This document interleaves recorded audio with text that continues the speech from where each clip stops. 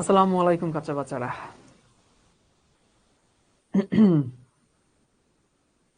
কি অবস্থা সবার? কেমন আছো সবাই?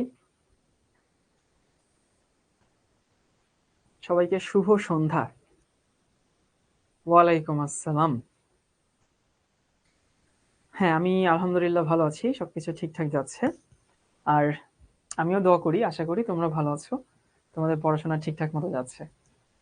আর গত ক্লাসটাতে আমরা তোমাদের কাছে প্রথমে একটু ইস্যু ছিল, অনেকে জয়েন করতে পারছিল না। আশা করি যাদের আসলে ওই ইস্যুটা ছিল তারা পরবর্তীতে রেকর্ড দেখে নিছো, যদিও আমরা চেষ্টা করছি পরে তোমাদেরকে আবার রিভিউ করে দেওয়ার। আরেকটা জিনিস হচ্ছে, বলছিলাম বই না পড়তে, তো বই পড়তে গিয়ে ধরাশুয়ি হয়ে গেছে এমন যদি কেউ থাকো, এটা কিন্তু আমার কোনো ইয়া নাই, আমার কোনো দায় নেই, আমি তোমাকে বলছি যে বই পড়ো না। তো ভাইয়া, আমরা যা পড়ছিলাম সেগুলো তোমাদেরকে সংক্ষেপে একটু রিভিউ করে দিই। এই যে এইটা হচ্ছে আমাদের পড়াশোনার মেইন স্লাইডটা ছিল, এবং সেখানে বলছিলাম অবস্থান্তর মৌলের সাধারণ বৈশিষ্ট্য। অবস্থান্তর মৌলের সাধারণ বৈশিষ্ট্য কি কি ছিল? একটা ছিল এটা জটিল আয়ন গঠন করে, রঙিন যৌগ তৈরি করে, চুম্বকত্ব প্রদর্শন করে, পরিবর্তনশীল জারমান দেখায়, প্রভাবক রূপে কাজ করে। এবং এখানে আমরা একটা আলোচনা করছিলাম পরশু ক্লাসে কি আলোচনা করছিলাম? দেখো মনে পড়ে কেন ভাই? পরশুর ক্লাসে আমরা আলোচনা করছিলাম চুম্বকত্ব, মানে এই পেজের জাস্ট একটাই আলোচনা হয়েছিল, সেটা হচ্ছে চুম্বকত্ব কি ছিল। দেখো যে চুম্বকত্ব গত ক্লাসে চলে গেছিল। আচ্ছা ঠিক আছে, 3 রকম চুম্বক: প্যারাচুম্বক, ফেরোচুম্বক এবং হচ্ছে ডায়াচুম্বক। কারা প্যারা হয়, কারো ফেরো হয়, কারো ডায়া হয়, সেগুলো আমরা কথা বলছি আর কি।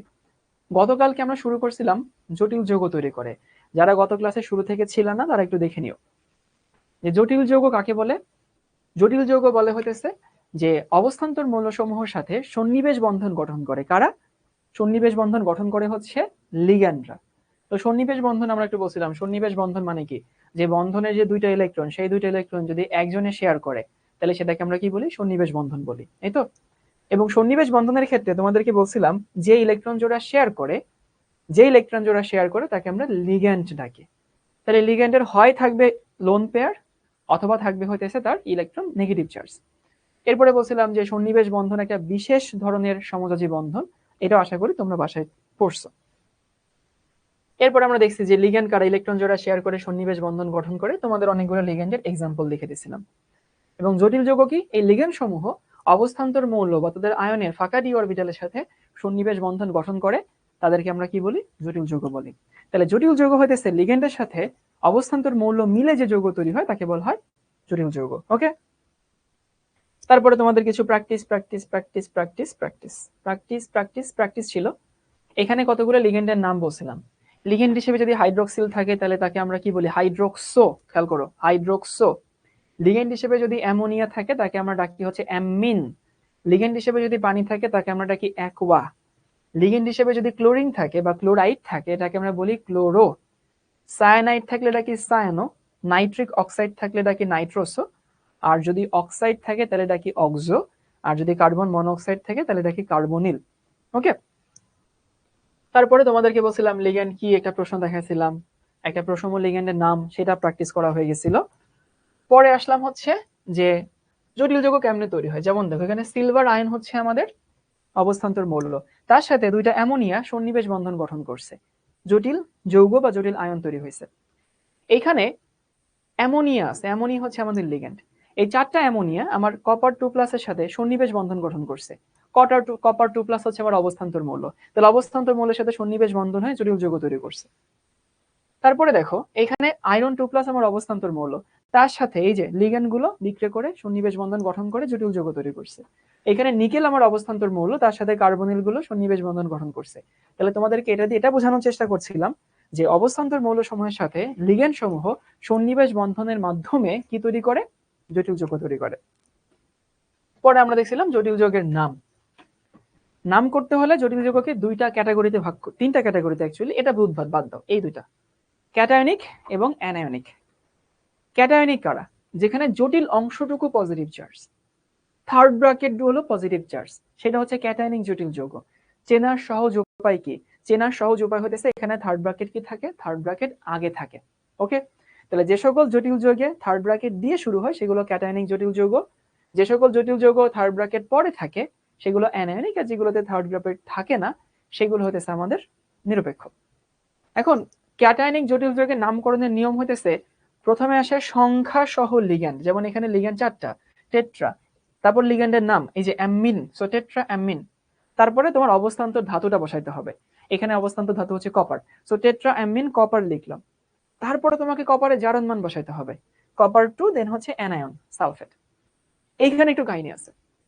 তুমি যখন এই টাইপের লিগ্যান্ডের জটিল যৌগের নামকরণ করবা তখন নামের শুরুতে ক্যাটায়ন আসবে অ্যাজ ইউজুয়াল, ক্যাটায়ন তো আগেই আসে, তোমাদেরকে বলছিলাম না যে কোনো যৌগের নামের প্রথমে পজিটিভটা আসে, sodium chloride, potassium chloride, nickel nitrate, sodium carbonate, hydrochloric acid, যাই বলো না কেন।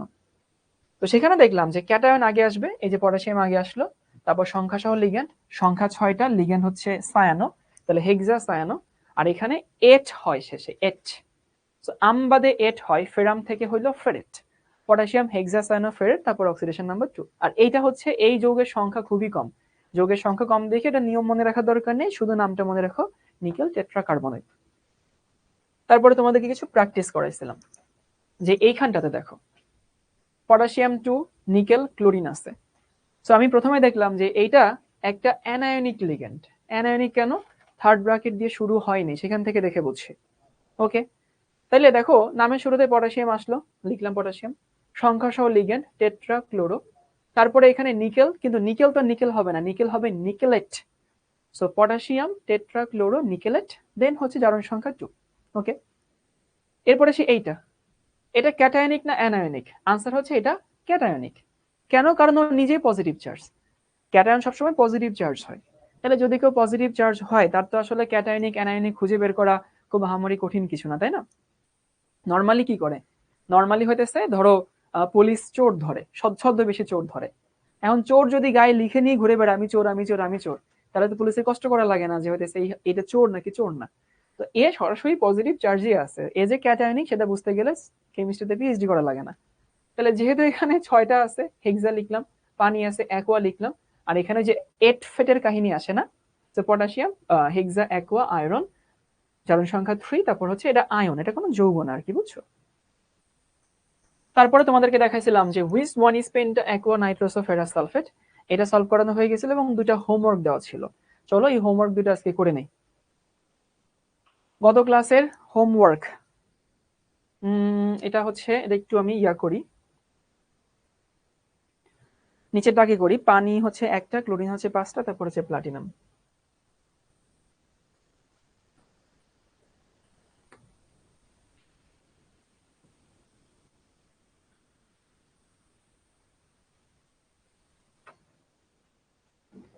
যারা হোমওয়ার্ক করছো তারা মিলাই নিবা। এখানে হচ্ছে, ওরে বাবা,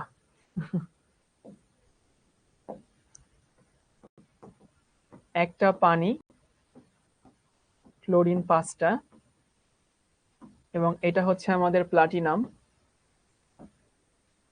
প্লাটিনাম ভেতরে ছিল আর কি, এখানে হচ্ছে প্লাটিনাম, এবং এটার উপরে বোধহয় মাইনাস চার্জ ছিল, তাই না? এটা একটু বুঝে ছিল, একটা পানি, 5টা ক্লোরিন, প্লাটিনাম, মাইনাস চার্জ, এটা আমি আগে করাচ্ছি। আচ্ছা বলো তো ভাইয়া, এইখানে যে লিগ্যান্ড আছে, এখানে লিগ্যান্ড কি একটা নাকি দুইটা? একটু সবাই চিন্তা করো, লিগ্যান্ড কি একটা নাকি লিগ্যান্ড হচ্ছে দুইটা? এখানে লিগ্যান্ড কিন্তু দুইটা, একটা হচ্ছে পানি আর একটা হচ্ছে ক্লোরিন। দেখো, একটা পানি এবং একটা হচ্ছে ক্লোরিন। এবার তাহলে তোমাকে একবার লিখতে হবে অ্যাকোয়া, একবার লিখতে হবে ক্লোরো। তোমার কমন সেন্স কি বলে কোনটাকে আগে লিখবা? মানে এখানে দেখা গেল যে দুইটা লিগ্যান্ড আছে আমার কাছে, তো আমাকে তো দুইটাকে লিখতেই হবে। তো দুইটাকে যদি লিখতে চাই কোনটাকে আমি আগে লিখবো? যদি একাধিক লিগ্যান্ড থাকে তখন নিয়মটা হইতেছে অ্যালফাবেটিক অর্ডার ফলো করতে হবে। সবাই একটু সাইড নোট দিয়ে লিখে নিতে পারো যে একাধিক লিগ্যান্ড থাকলে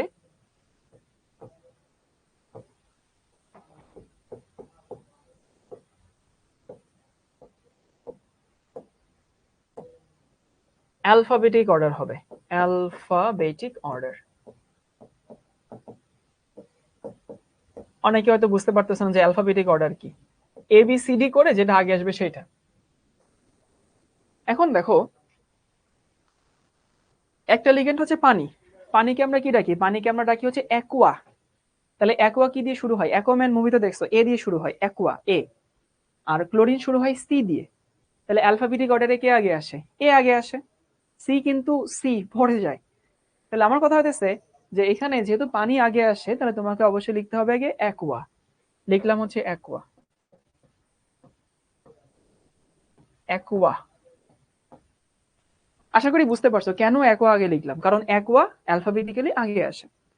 ক্লোরো, কয়টা ক্লোরো? 5টা ক্লোরো। তাহলে অ্যাকোয়া, তারপর হবে পেন্টা ক্লোরো, স্পেস দেওয়া যাবে না।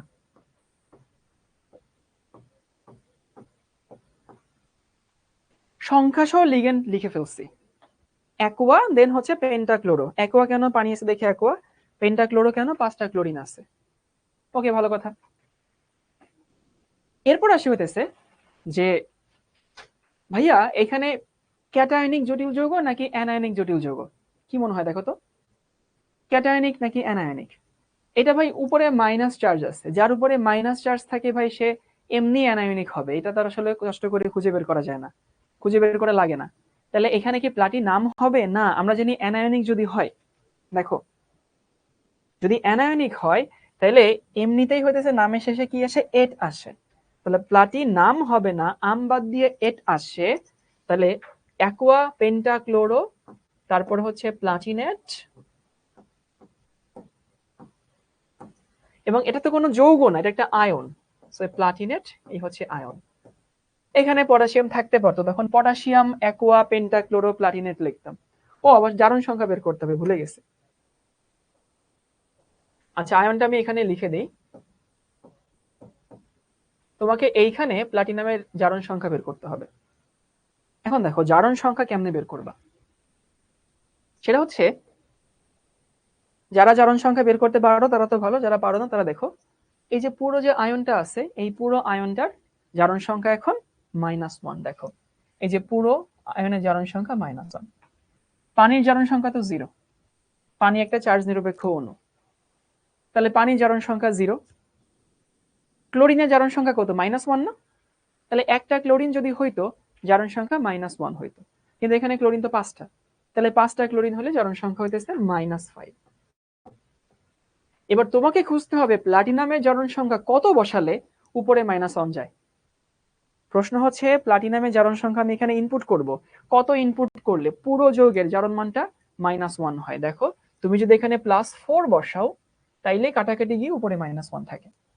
তাহলে এখানে প্লাটিনামের জারণ সংখ্যা 4, আমরা এখানে দিব হতেছে 4। ইজি পিজি লেমন স্কুইজে গেছে। ওকে, আশা করি এটা সবাই পারছো। কার কার মিলছে বলো তো? বাসায় ট্রাই করছিলে এবং মিলছে। অ্যাকোয়া পেন্টাক্লোরো প্লাটিনেট 4 আয়ন, কার কার মিলছে বলো?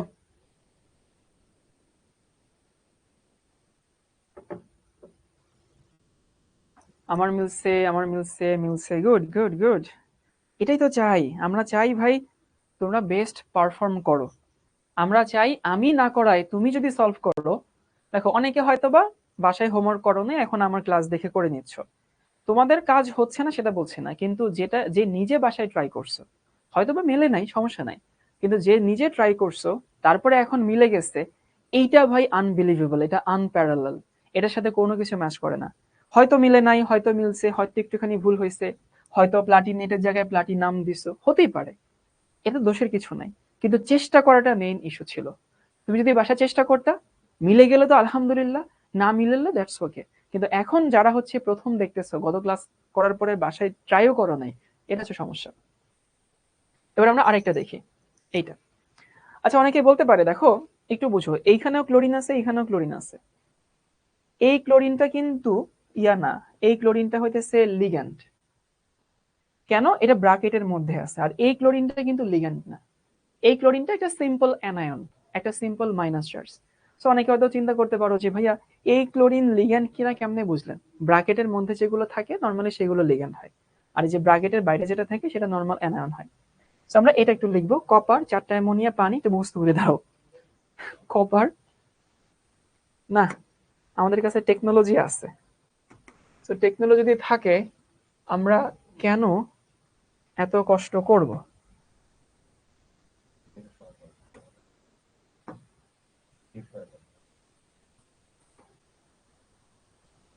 বুদ্ধি থাকলে ঘর জামাই থাকা যায় না, বলো?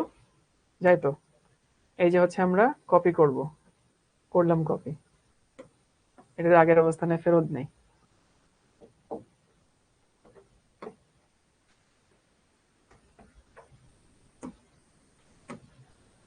এই যে দেখো আমাদের ওই যৌগটা। আচ্ছা, শেখ ইব্রাহিম বলছে ভাই মনো অ্যাকোয়া হবে কিনা, মানে ও বলতে চাচ্ছে ভাই 2 হইলে ডাই লিখলাম, 3 হইলে ট্রাই লিখতাম, 1 হইলে মনো লিখতে হবে কিনা। না, 1 হইলে মনো লিখতে হয় না। ওই অ্যাকোয়া লিখলে সবাই মনে করে হচ্ছে এখানে 1 আছে। শোনো, এইখানে এটা হচ্ছে লিগ্যান্ড, এটা লিগ্যান্ড, কিন্তু এটা আবার লিগ্যান্ড না, এটা একটা অ্যানায়ন। এখন আমাকে বলো তো যে এটা কি ক্যাটায়নিক নাকি অ্যানায়নিক, কেমনে বুঝবা?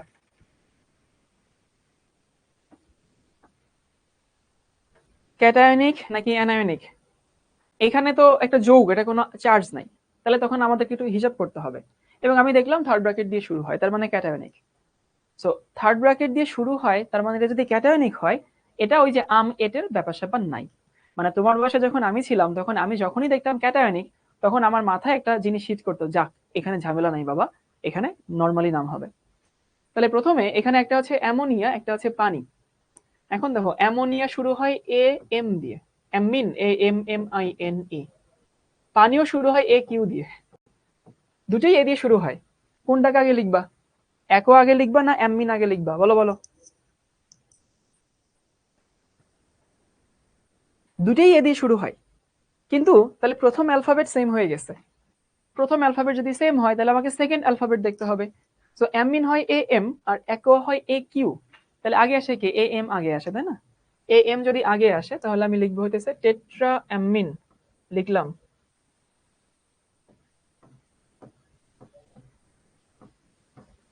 কোনো কারণে যদি দেখো প্রথম অ্যালফাবেট সেম হয়ে গেছে, দেন গো ফর সেকেন্ড অ্যালফাবেট, সমস্যা নাই তো।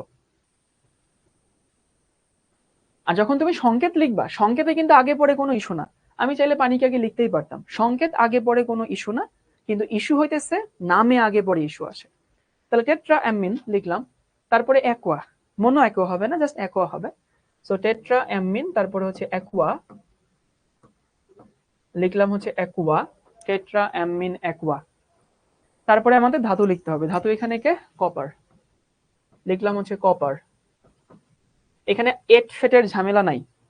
তারপরে তোমাকে কি করতে হবে? জারণ সংখ্যা লিখতে হবে। জারণ সংখ্যা বের করো।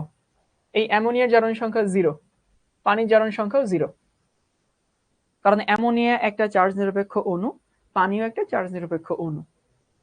ক্লোরিনের জারণ সংখ্যা -2, তাই না? একটা ক্লোরিন যদি হইতো -1 হইতো, দুইটা ক্লোরিন হইলে -2 হবে। তাহলে দুইটা ক্লোরিন দেখে -2। তাহলে বলো তো কপারের জারণ মান কত হইলে পুরো যৌগের জারণ মান 0 হয়? ইজি পিজি লেমন স্কুইজি, এখানে হচ্ছে 2। তাহলে কপার 2, তারপরে এই ক্লোরিন আসবে, ক্লোরাইড। শেষ।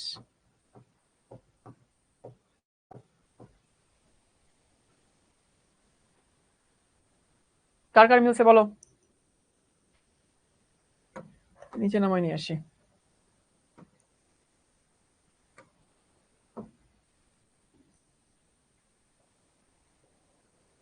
এটা মিলছে, এটা মিলছে, গুড, মিলছে মিলছে। টেট্রা অ্যামিন অ্যাকোয়া কপার 2, তারপরে হচ্ছে ক্লোরাইড। আচ্ছা ঠিক আছে। তাহলে ভাইয়া আপনি যে দুইটা, আমি কয়টা নাম দেখাইছি দেখো, আমি তোমাদেরকে দেখাই। আমি তোমাদেরকে নাম দেখাইছি হচ্ছে একটা, দুইটা, তারপরে হচ্ছে তিনটা, চারটা, পাঁচটা, ছয়টা, সাতটা, আটটা। আটটা নাম তোমাদেরকে আমি দেখাইছি। তো প্রশ্ন আসতে পারে ভাই 8-এর বাইরে কি কোনো যৌগ পসিবল না? পসিবল, যদিও হয়তোবা তুমি তোমার এই লেভেলে খুব একটা ফেস করবা না, এই 8-এর মধ্যেই তোমাদের থাকবে। তারপরও যদি বইয়ে দেখো, আমি বিশ্বাস করি তুমি এমন কোনো যৌগ পাবা না যে যৌগটা তুমি আসলে পারবা না। তোমার কাজ হচ্ছে, আমি তো গত ক্লাসের পরে বই পড়তে না করছি, আজকে ক্লাসের পরে বই পড়তে বলবো। তো তুমি যখন আজকে ক্লাসের পরে বই পড়বা, দেখবা সবই তোমার কাছে ইজি লাগবে, ঠিক আছে?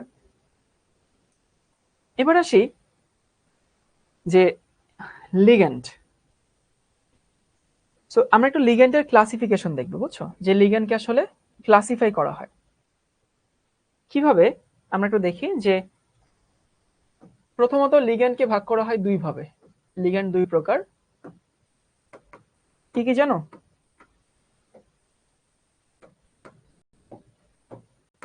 একটা হচ্ছে মনোডেন্টিক, মনোডেন্টিক লিগ্যান্ড, একটা হইতেছে পলিডেন্টিক লিগ্যান্ড।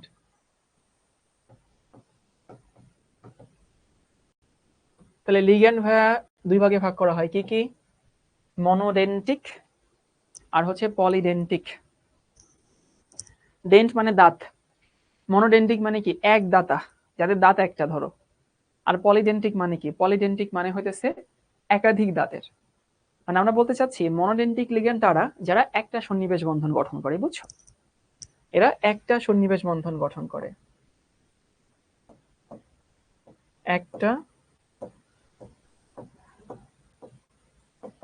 সন্নিবেশ বন্ধন গঠন করে।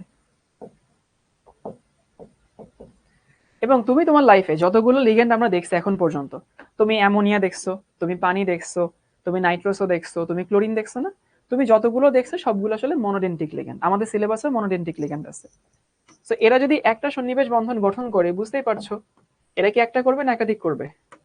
এরা একাধিক করবে, মানে একের বেশি সন্নিবেশ বন্ধন গঠন করে। কি বললাম ভাই? মনোডেন্টিক লিগ্যান্ড সন্নিবেশ বন্ধন গঠন করে একটা, পলিডেন্টিক লিগ্যান্ড সন্নিবেশ বন্ধন গঠন করে একাধিক। পলি মিন্স অনেক, এটা বুঝতে পারো। এবং তুমি তোমার লাইফে যতগুলো দেখছো, যেমন ধরো অ্যামোনিয়া, এটা একটা মনোডেন্টিক লিগ্যান্ড। তারপরে হইতেছে পানি, একটা মনোডেন্টিক লিগ্যান্ড।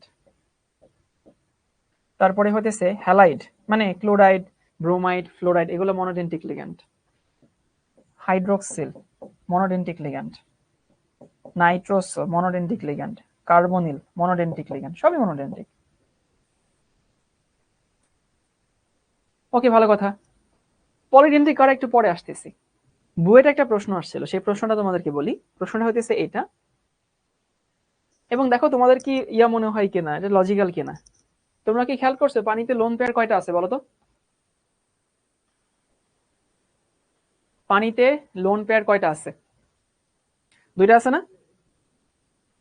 অক্সিজেনে দুইটা লোন পেয়ার আছে। তাহলে তোমার কাছে মনে হতেই পারে যে ভাইয়া পানিতে লোন পেয়ার যদি দুইটা থাকে, তাহলে পানি তো ডাইডেন্টিক লিগ্যান্ড হওয়া উচিত। দুইটা লোন পেয়ার, তাহলে একটা লোন পেয়ার দিয়ে একটা সন্নিবেশ, দুইটা লোড দিয়ে দুইটা সন্নিবেশ। তো তোমার মাথায় প্রশ্ন আসলেও আসতে পারতো। যাদের মাথায় প্রশ্ন আসছে খুবই ভালো, যাদের মাথায় আসে নাই তারা আমরা দেখব। তো কথা হচ্ছে যে একজন আমাকে জিজ্ঞেস করছে, ভাইয়া এই অক্সিজেনের উপরে ফোঁটা কেন দিচ্ছেন? ওই যে অক্সিজেন অনেক লুক্রেটিভ না, বুঝছো? তো তোমাদেরকে বাচ্চাকালে আম্মু কপালের উপরে ফোঁটা দিত না, যেন তোমার উপরে কারো নজর না লাগে আর কি। আম্মু তোমার আসলে এমন ফোঁটা দিচ্ছে, এখন তোমার উপরে আসলেই কারো নজর পড়ে না, মানে তোমার সাথে কেউ প্রেম করতে চায় না। তো এরকম একটা মিমস দেখা যায় যে ছোটবেলায় আম্মু কারো নজর না পড়ার জন্য এমন টিপ কপালে দিছিল যে এখন পর্যন্ত কারো নজরেই আসতে পারি না। এখন আমিও চাই যে অক্সিজেনের উপরে যেন কারো নজর না পড়ে, বুঝছো? এই জন্য এর উপরে ফোঁটা দিচ্ছি। যে জিজ্ঞেস করছো তার প্রশ্নের আনসার এটা। এবং ফোঁটা কয়টা দিচ্ছি দেখছো? 4টা। নজর তো দূরের কথা, ওর দিকে কেউ তাকাইতে পারবে না। এবার আসি যে হইতেছে, একজন জিজ্ঞেস করছে যে ভাই অক্সিজেনের উপরে ফোঁটা কেন দিচ্ছেন? হ্যাঁ, তো কোথায় জেনেছিলাম যে প্রশ্ন হচ্ছে এইটা, বুয়েটে আসছিল প্রশ্নটা। প্রশ্ন আসছিল এরকম, এই ওগুলো লোন পেয়ার ভাই, লোন পেয়ার, বুঝছো? মুক্ত জোর। সো বুয়েটরা এরকম একটা প্রশ্ন করছিল যে এই হচ্ছে আমার কাছে পানি, তো আমি তো জানি পানিতে দুই জোড়া মুক্ত জোর থাকে, এই যে অক্সিজেনের কপালে ফোঁটা এঁকে দিলাম, কারো নজর পড়বে না। তো সে একটা প্রোটনের সাথে যখন সন্নিবেশ বন্ধন গঠন করে তখন হাইড্রোনিয়াম আয়ন তৈরি করে, তাই না? তো যে হাইড্রোনিয়াম আয়ন যখন তৈরি হয়, তখন তৈরি হওয়ার পরেও কিন্তু দেখো তার একটা লোন পেয়ার কিন্তু থাকে। সে একটা প্রোটনের সাথে হইতেছে একটা সন্নিবেশ বন্ধন গঠন করলো। আচ্ছা, তাহলে একটা প্রোটনের সাথে যখন একটা সন্নিবেশ বন্ধন গঠন করছে, তার তো আরেকটা সন্নিবেশ বন্ধন গঠন করার কথা ছিল। তো বইয়ের প্রশ্ন করছিল যে এটা তো হয়, তুমি দেখছো হাইড্রোনিয়াম আয়ন পসিবল, বাস্তবে আছে, কিন্তু দেখো তো, তাহলে এইখানে যে আরেকটা H3O+, এই যদি আরেকটা প্রোটনের সাথে সন্নিবেশ বন্ধন গঠন করে, তখন তো এই যৌগটা হওয়ার কথা ছিল H4O2+, মানে আরেকটা প্রোটন এখানে আসছে। আচ্ছা, তুমি কি এটা কখনো দেখছো? এই যৌগটা কি কখনো দেখছো বাস্তবে? তুমি দেখোনি। তো এটা হয় না। সো প্রশ্ন হচ্ছে যে এইটা হইলেও এটা কেন হয় না, প্রশ্ন হচ্ছে এইটা। আমাকে কেউ বলতে পারবা? আগে দেখো প্রশ্নটা বুঝো কিনা। প্রশ্ন হচ্ছে এরকম যে হাইড্রোনিয়াম আয়ন তৈরি হয় কিন্তু এর পরেরটা তৈরি হয় না কেন, এটা যে প্রশ্ন। আবার এমনও তো হইতে পারে যে হইতেছে পানিতে তো দুইটা লোন পেয়ার আছে, তাহলে পানি কেন একটা সন্নিবেশ বন্ধন গঠন করেই ক্ষান্ত দেয়? পানি তো আরেকটা সন্নিবেশ বন্ধন গঠন করার কথা ছিল, তাই না? তো কেন সে হচ্ছে আরেকটা তৈরি করে না? এর কারণটা আমি বলে দিই। কারণটা হচ্ছে যখন পানি একটা সন্নিবেশ বন্ধন গঠন করে মানে হাইড্রোনিয়াম আয়ন তৈরি করে, তখন পানি একটা পজিটিভ চার্জ হয়ে যায় না? হাইড্রোনিয়াম আয়ন একটা পজিটিভ চার্জ। তাহলে এই একটা পজিটিভ চার্জ আর এই একটা পজিটিভ চার্জ, এই দুইটা পজিটিভ চার্জে এরা কি এক হইতে চায় না বিকর্ষণ করে? দেখো তো, রিপালশন করে না বা বিকর্ষণ করে না? প্রচন্ড বিকর্ষণ করে এই দুটার মধ্যে, এই জন্য এরা এক হইতে চায় না। তার জন্য বাস্তবে এই হাইড্রোনিয়াম আয়ন পসিবল, বাট এইটা হোয়াট এভার ইট ইজ, আমি জানি না এটা কি, এটা তৈরি হয় না। সো উত্তর কি হবে? উত্তর হবে বিকর্ষণ। আর বুয়েট ভর্তি পরীক্ষা তো ডিটেলসে লিখতে হয় না, সংক্ষেপে উত্তরটা দিতে হয়। তাহলে সবাই কি বুঝতে পারছো যে পজিটিভ পজিটিভ কি হয়? রিপালশন হয়। পজিটিভ পজিটিভ বিকর্ষণ। এই কাঁচা বাচ্চারা বুঝতে পারছি?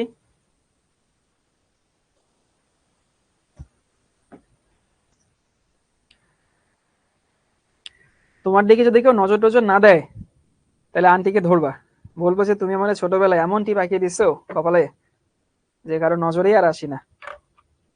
আল্লাহ মাহমুদ জানে আন্টিরা তো আমার ক্লাস দেখে। কার কার আম্মু আছে ক্লাসে, মানে আন্টি কার কার আছে পাশে বসে, একটু বলো তো। আচ্ছা, অনেকে বলতে পারে পজিটিভ কেন হইলো? ওই যে অক্সিজেনের দুইটা লোন পেয়ার থাকা হচ্ছে স্বাভাবিক অবস্থা, বুঝছো? সো দুইটা লোন পেয়ারের সাথে একটা তো এখন নাই হয়ে গেছে, লোন পেয়ার কমে গেছে, এই জন্য হইতেছে এটা পজিটিভ চার্জ হয়ে গেছে। আচ্ছা, আন্টিরা যারা আছেন সবাইকে সালাম দিচ্ছি, আসসালামু আলাইকুম। এটা বলছি ওইটা এমন একটা প্রশ্ন করছে, প্রশ্নটা একটু ইরিলেভেন্ট, এই জন্য আনসার। আচ্ছা ঠিক আছে, অনেকের আম্মু আছে সাথে। এই সবাই কি বুঝতে পারছি তাহলে? মনোডেন্টিক লিগ্যান্ড যারা, মনোডেন্টিক লিগ্যান্ড যারা, সো খেয়াল করে এখানে দুইটা ইলেকট্রন থাকলেও মনোডেন্টিক হয়। অর্থাৎ যদি কেউ একাধিক সন্নিবেশ বন্ধন গঠন করতে চায় একটা পরমাণু দিয়ে পসিবল না। তাহলে আমরা দুই একটা পলিডেন্টিকের উদাহরণ দেখি। একটা হচ্ছে এইটা H2N CH2, এখানে হচ্ছে CH2, এখানে NH2, এখানে একটা লোন পেয়ার নাইট্রোজেনে, এখানে একটা লোন পেয়ার। এটা একটা পলিডেন্টিক। আরেকটা পলিডেন্টিক হইতেছে EDTA। সো এটা হচ্ছে একটা পলিডেন্টিক লিগ্যান্ড। স্পেসিফিক্যালি বলতে গেলে এটা একটা ডাইডেন্টিক লিগ্যান্ড।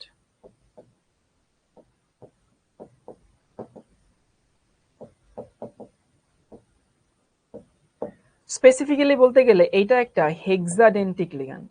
হেক্সাডেন্টিক লিগ্যান্ড, বুঝছো তো? ডাইও কিন্তু পলি, হেক্সাও পলি, একের বেশি হলে আমরা জেনারেল টার্মে সেটাকে পলি বলি। এটা ইডিয়ট না, ইডিটিএ, ডাইডেন্টিক। এখন দেখো তো যে দুইটা সন্নিবেশ বন্ধন সে কেমনে তৈরি করে। দেখো এই যে এইখানে একটা সন্নিবেশ বন্ধন আছে, এই লিগ্যান্ড আছে, সো সে এইখান থেকে একটা সন্নিবেশ বন্ধন গঠন করতে পারে আর এইখান থেকে একটা সন্নিবেশ বন্ধন গঠন করতে পারে, বুঝছো? আর আরেকটা হচ্ছে এটা কেমনে হেক্সাডেন্টিক হয়। ইডিটি এর নাম কি তোমরা শুনছো? ইডিটি তোমরা বায়োলজি ক্লাসে হয়তো পড়বা, কেমিস্ট্রি ক্লাসে একাধিক চ্যাপ্টারে পড়বা। তো আমরা একটু এখন দেখবো যে ইডিটিএ জিনিসটা কি। ইডিটিএ জিনিসটাকে এটা কিন্তু আমাদের পরীক্ষায় লাগবে না, এমনি দেখাচ্ছি, এমনি এমনি লিখে নাও, এমনি পরীক্ষায় আসবে না। অনেকের কিউরিসিটি হবে যে ভাই ইডিটি এর নাম তো শুনি নাই, জিনিসটা কি? ইডিটি এর ফুল ফর্মটা আমি বলি। ফুল ফর্ম হইতেছে এইটা, ইথিলিন, ইথিলিন, ওই যে ইতে হচ্ছে ইথিলিন, ই, তারপর হচ্ছে ডি, ডিতে হচ্ছে die, so ethylene diamine. So প্রথমে ছিল ই, তারপর হচ্ছে ডি, তারপরে টি, তারপরে এ। সো ইথিলিনের ই, ডাইয়ামিনের হইতেছে ডি, ডাইয়ামিনের জন্য ডি আসছে। তারপর হচ্ছে টিতে মানে হচ্ছে টেট্রা, এখানে হইতেছে টেট্রা, আর এতে হচ্ছে অ্যাসিটেট, অ্যাসিটেট। তাহলে ethylene diamine tetra acetate, ethylene diamine tetra acetate. এখন আমি একটু তোমাদেরকে এটা সংকেতটা দেখাই দিই। সংকেতটা খুব কঠিন কিছু না, তুমি যদি নামটা জানো সংকেতটা বেশ ইজি পেয়েছে। ইথিলিন কোনটা? ইথিলিন হতেছে এইটা CH2 দেখো এটাকে আমরা ইথিলিন বলি। ওই যে CH2 হচ্ছে মিথিলিন, জানো সবাই যে CH2 হচ্ছে মিথিলিন, দুইটা CH2 হলে ইথিলিন। তাহলে ইথিলিন হচ্ছে লিখলাম ওই যে ইথিলিন। ডাই অ্যামিন মানে অ্যামিন কয়টা? অ্যামিন হচ্ছে দুইটা, দুইটা অ্যামিন মানে দেখো অ্যামিন মানে নাইট্রোজেন আর কি, এইখানে একটা নাইট্রোজেন থাকবে, তাহলে দুইটা নাইট্রোজেন। ইথিলিন হচ্ছে মাঝখানের টুকু, দুইটা নাইট্রোজেন দেখে দুইটা অ্যামিন। টেট্রা অ্যাসিডেট, টেট্রা অ্যাসিডেট মানে চারটা অ্যাসিডেট। অ্যাসিডেট কি যেটা CH2 C+O-, এটাকে আমরা অ্যাসিটেট বলি। এরকম অ্যাসিডেট কয়টা? চারটা। তাহলে CH2 C+O- অ্যাসিটেট, এখানে হচ্ছে CH2, তারপরে হইতেছে C+O- CH2 C+O-।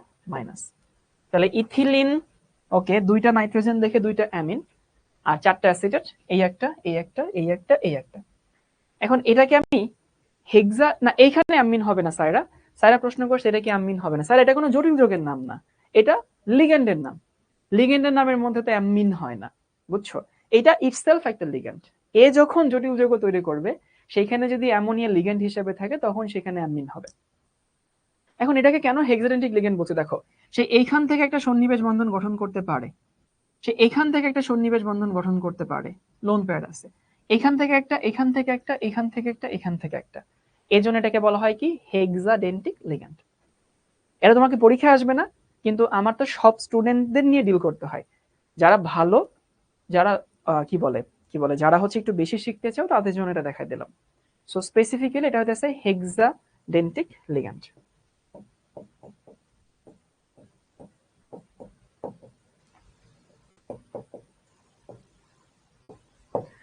আর এটার একটা নাম আছে, এটাকে বলা হয় কিলেটিং এজেন্ট। বায়োলজিতে পড়বা কিলেটিং এজেন্ট, মানে ইডিটিএ কে কিলেটিং এজেন্ট বলে। সো প্রশ্ন হচ্ছে কিলেটিন এটা আবার কি জিনিস? কিলেট মানে হচ্ছে কাকড়া। আচ্ছা ইমাজিন করো যে এইটা কারোর সাথে 6টা বন্ধন তৈরি করছে, এখান থেকে একটা, এখান থেকে একটা, এখান থেকে একটা, এখান থেকে একটা, এখান থেকে একটা, এখান থেকে একটা। ওই যে মেয়েরা যে পাঞ্চ ক্লিপ ইউজ করে না চুলে, দেখো তো অনেকটা ওটার মতো দেখায় কিনা। কাকড়ার দেখো যে এটা হচ্ছে বড় একটা হাতের মতো দেখায়, এটা একটা বড় একটা হাতের মতো দেখায়, আর এগুলো ছোট ছোট হাতের মতো দেখায়। তো দেখতে কিন্তু অনেকটা দেখো কাকড়া কাকড়ার মতো দেখায়।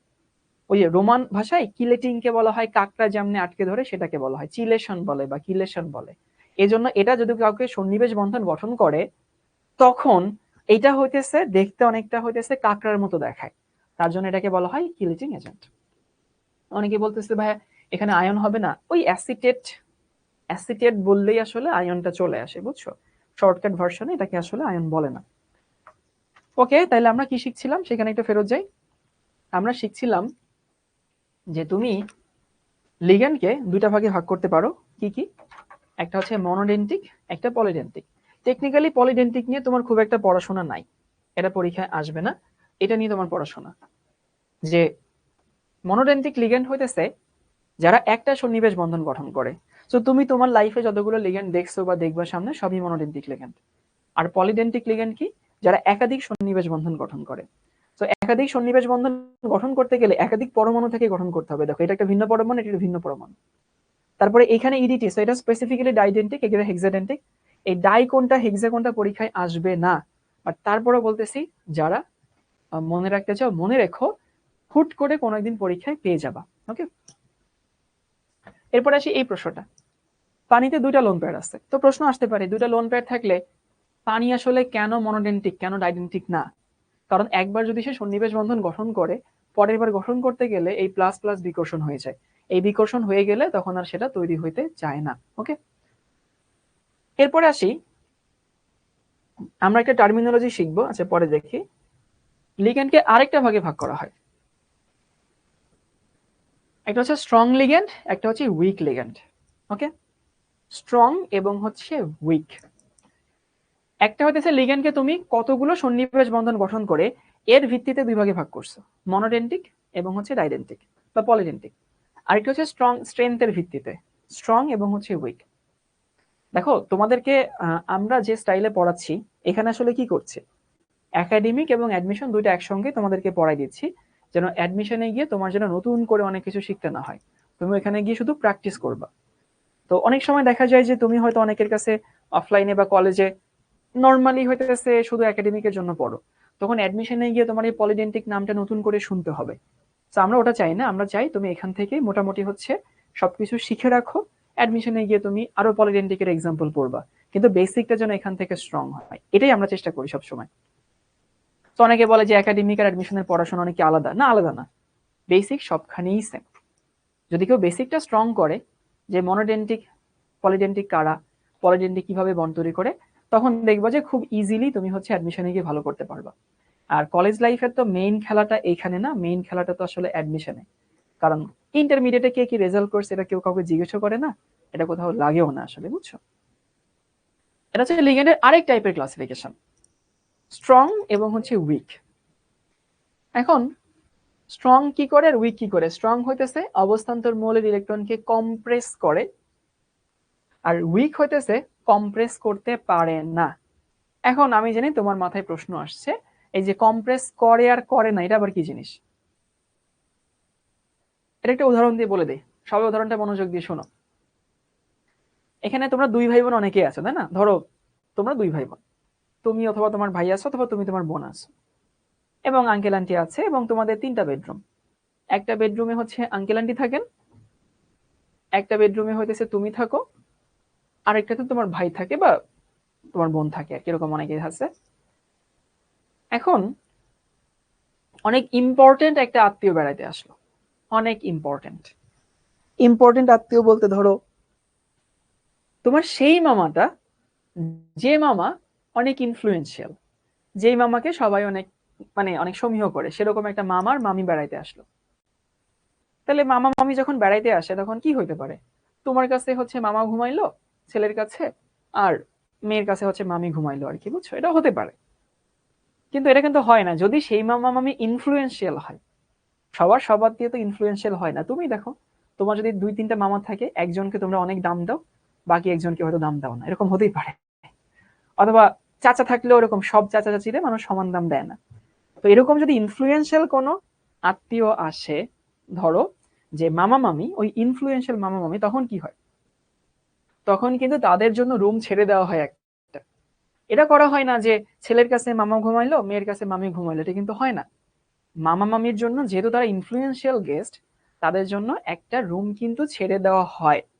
তার মানে তোমরা কম্প্রেসড হইলা, তখন কি হলো? তুমি আর হচ্ছে ভাই বোন মিলে ধরো হইতেছে একটা রুমে গিয়ে ঘুমাইলা, তোমরা কম্প্রেসড হয়ে গেছো। কম্প্রেসড হওয়া বলতে এটা বোঝাচ্ছি যে মামা মামি যেমন তোমাদেরকে চাপাই দিচ্ছে, সেরকম স্ট্রং লিগ্যান্ড গুলো চাপাই দেয়। একটা উদাহরণ দিই তাহলে ভালো মতো বুঝতে পারবা। ধরো এইখানে সায়ানের একটা স্ট্রং লিগ্যান্ড, এক্সাম্পলটা মনে রাখো। আমি এর একটা উদাহরণ দিব হইতেছে এইটা, K4 FeCN6। এটা কিন্তু একটা স্ট্রং লিগ্যান্ডের উদাহরণ। এবার এখানে জারণ মান যদি বের করতে চাও, দেখো চারটা পটাশিয়ামের জারণ মান +4, তাই না? আর 6টা সায়ানাইডের জারণ মান -6, তাহলে সেই হিসাবে আয়রনের জারণ মান +2 আসে। তাহলে আয়রন এখানে +2 অবস্থায় আছে। এই যে দেখো এখানে আয়রন অবস্থায় Fe2+ হিসেবে আছে। আমার Fe2+ এর ইলেকট্রন বিন্যাস দরকার, আমি একটু এখানে আয়রনের ইলেকট্রন বিন্যাস তোমাদের দেখায় আসি। আয়রন মানে আর্গন লিখলে মানে 18 হইল, তারপরে 4s2 3d6, এই তো আয়রন। এখন আমাকে বলো তো ভাই, আয়রন যদি দুইটা ইলেকট্রন ছেড়ে দেয়, কই থেকে ছাড়বে, 3d নাকি 4s? মানে Fe2+ যখন হয় ইলেকট্রন সে ছাড়বে কই থেকে? 3d নাকি 4s থেকে ছাড়বে? ইলেকট্রন ছাড়ে বহিস্থ শক্তি স্তর থেকে। বহিস্থ মানে কি? বহিস্থ মানে হইতেছে বাহিরে, মানে 4s থেকে ছাড়বে। তাহলে এখানে কি থাকে? এখানে থাকে হইতেছে 3d6 4s0 করে, সবাই জানো 4s থেকে আগে ছাড়বে। তাহলে 3d6 যদি হয় তাহলে আমার d তে অরবিটাল কয়টা? 5টা। s এ অরবিটাল কয়টা? একটা।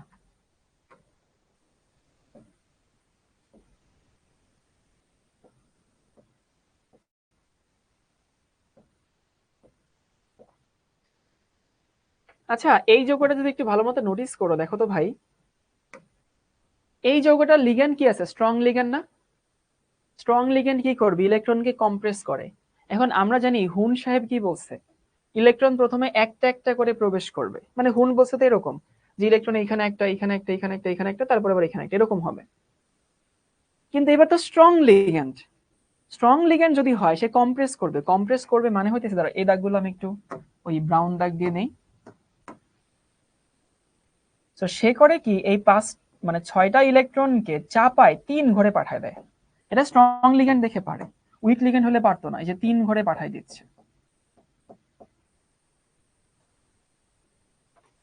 তাহলে সায়ানাইড স্ট্রং লিগ্যান্ড, দেখো এই যে এখানে হচ্ছে আমি উদাহরণ লিখে দিচ্ছি, যেহেতু এখানে সায়ানাইড আসছে সে 3 ঘরে পাঠাই দিল, কম্প্রেস করে দিচ্ছে।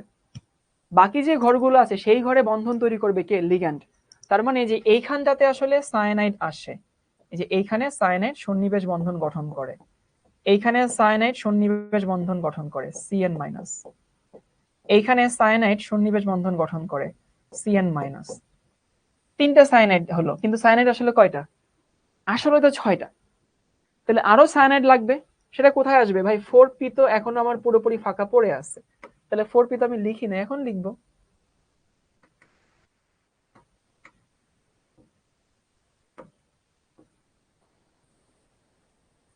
এইখানে সায়ানাইড আসবে সন্নিবেশ বন্ধন, এইখানে সায়ানাইড আসবে, এইখানে সায়ানাইড। সো এই যে 3টা বন্ধন তৈরি হলো Cn-, Cn-, Cn-। তাহলে আশা করি মোটামুটি বুঝতে পারছো যে এখানে হুন্ডের নীতি মানে না, ইলেকট্রনকে কম্প্রেস করে দেয়। সো এই বন্ধনগুলো কোনগুলো তোমাদেরকে উদাহরণ দেখাইতেছি।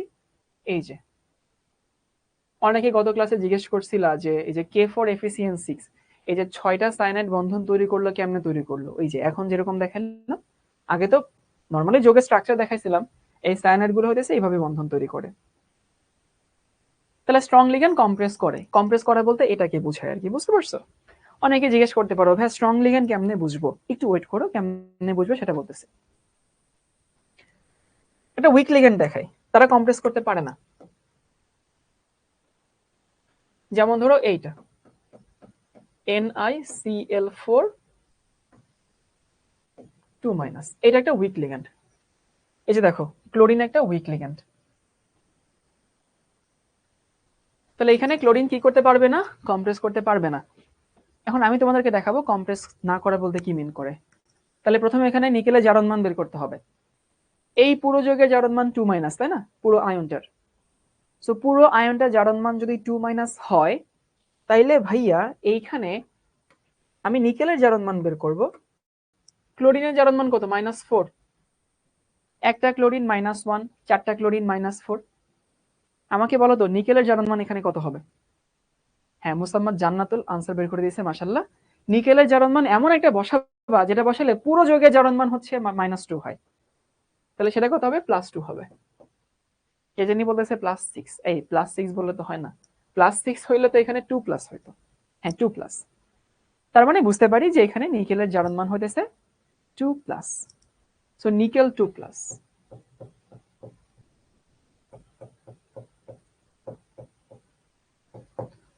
এখন আমার এর ইলেকট্রন বিন্যাস লিখতে হবে। তাহলে আমি একটু রাফে সরাসরি নিকেলের ইলেকট্রন বিন্যাস লিখি। নিকেল মানে কত? 28 না? আর্গন মানে 18, 4s2 3d8, এই তো। তাহলে আশা করি এটাও বুঝতে পারতেছো, নিকেল যদি ইলেকট্রন ছাড়ে সে 3d থেকে ছাড়বে না, 4s থেকে আগে ছাড়বে। তাহলে নিকেল 2+ এর ইলেকট্রন বিন্যাস হচ্ছে আমি 3d8 পাবো, 4s0 পাবো। 4pও লিখে রাখি আগে থেকে। তুমি হয়তো পরে লিখতে, বাট আমি জানি যে হইতেছে 4PO0 হয় আর কি। ওকে, অন্তর নামে একজন, অন্তর বা আন্তর, ও হচ্ছে স্প্যামিং করতেছে যে ভাই লিগ্যান্ড কি, লিগ্যান্ড কি। আচ্ছা অন্তর, লিগ্যান্ড কি ভাইয়া, এই উত্তর যদি আমি দিতে চাই তাহলে এটা আমাদের গত ক্লাসে, তার আগের ক্লাসে অনেক আগে ফেরত যেতে হবে, বুঝছো? তো সম্ভবত মনে হচ্ছে তুমি গত ক্লাসটা করোনি, অথবা তার আগের ক্লাসটা করোনি, একটু দেখে এসো, বুঝছো? তাহলে আমি দেখলাম যে এখানে 3D8 4S0 4P0। অনেকে বলতে পারো যে ভাই আপনি কেমনে বুঝলেন যে এখানে 4P লাগবে? লাগবে ভাই, এটা আমার এক্সপিরিয়েন্স থেকে আমি বলতেছি, বুঝছো? লিগ্যান্ড কিন্তু উইক লিগ্যান্ড। তাহলে এখানে আমার 3D তে 8টা ইলেকট্রন আছে। অন্তর ভাই এই ক্লাসে আসলে লিগ্যান্ড কাকে বলে সেই আনসার দেওয়া সম্ভব না, তুমি একটু গত ক্লাসটা দেখে আসো, সম্ভব হলে আমি দিয়ে দিতাম। 3D হচ্ছে একটা, 4S একটা, 4P হইতেছে একটা।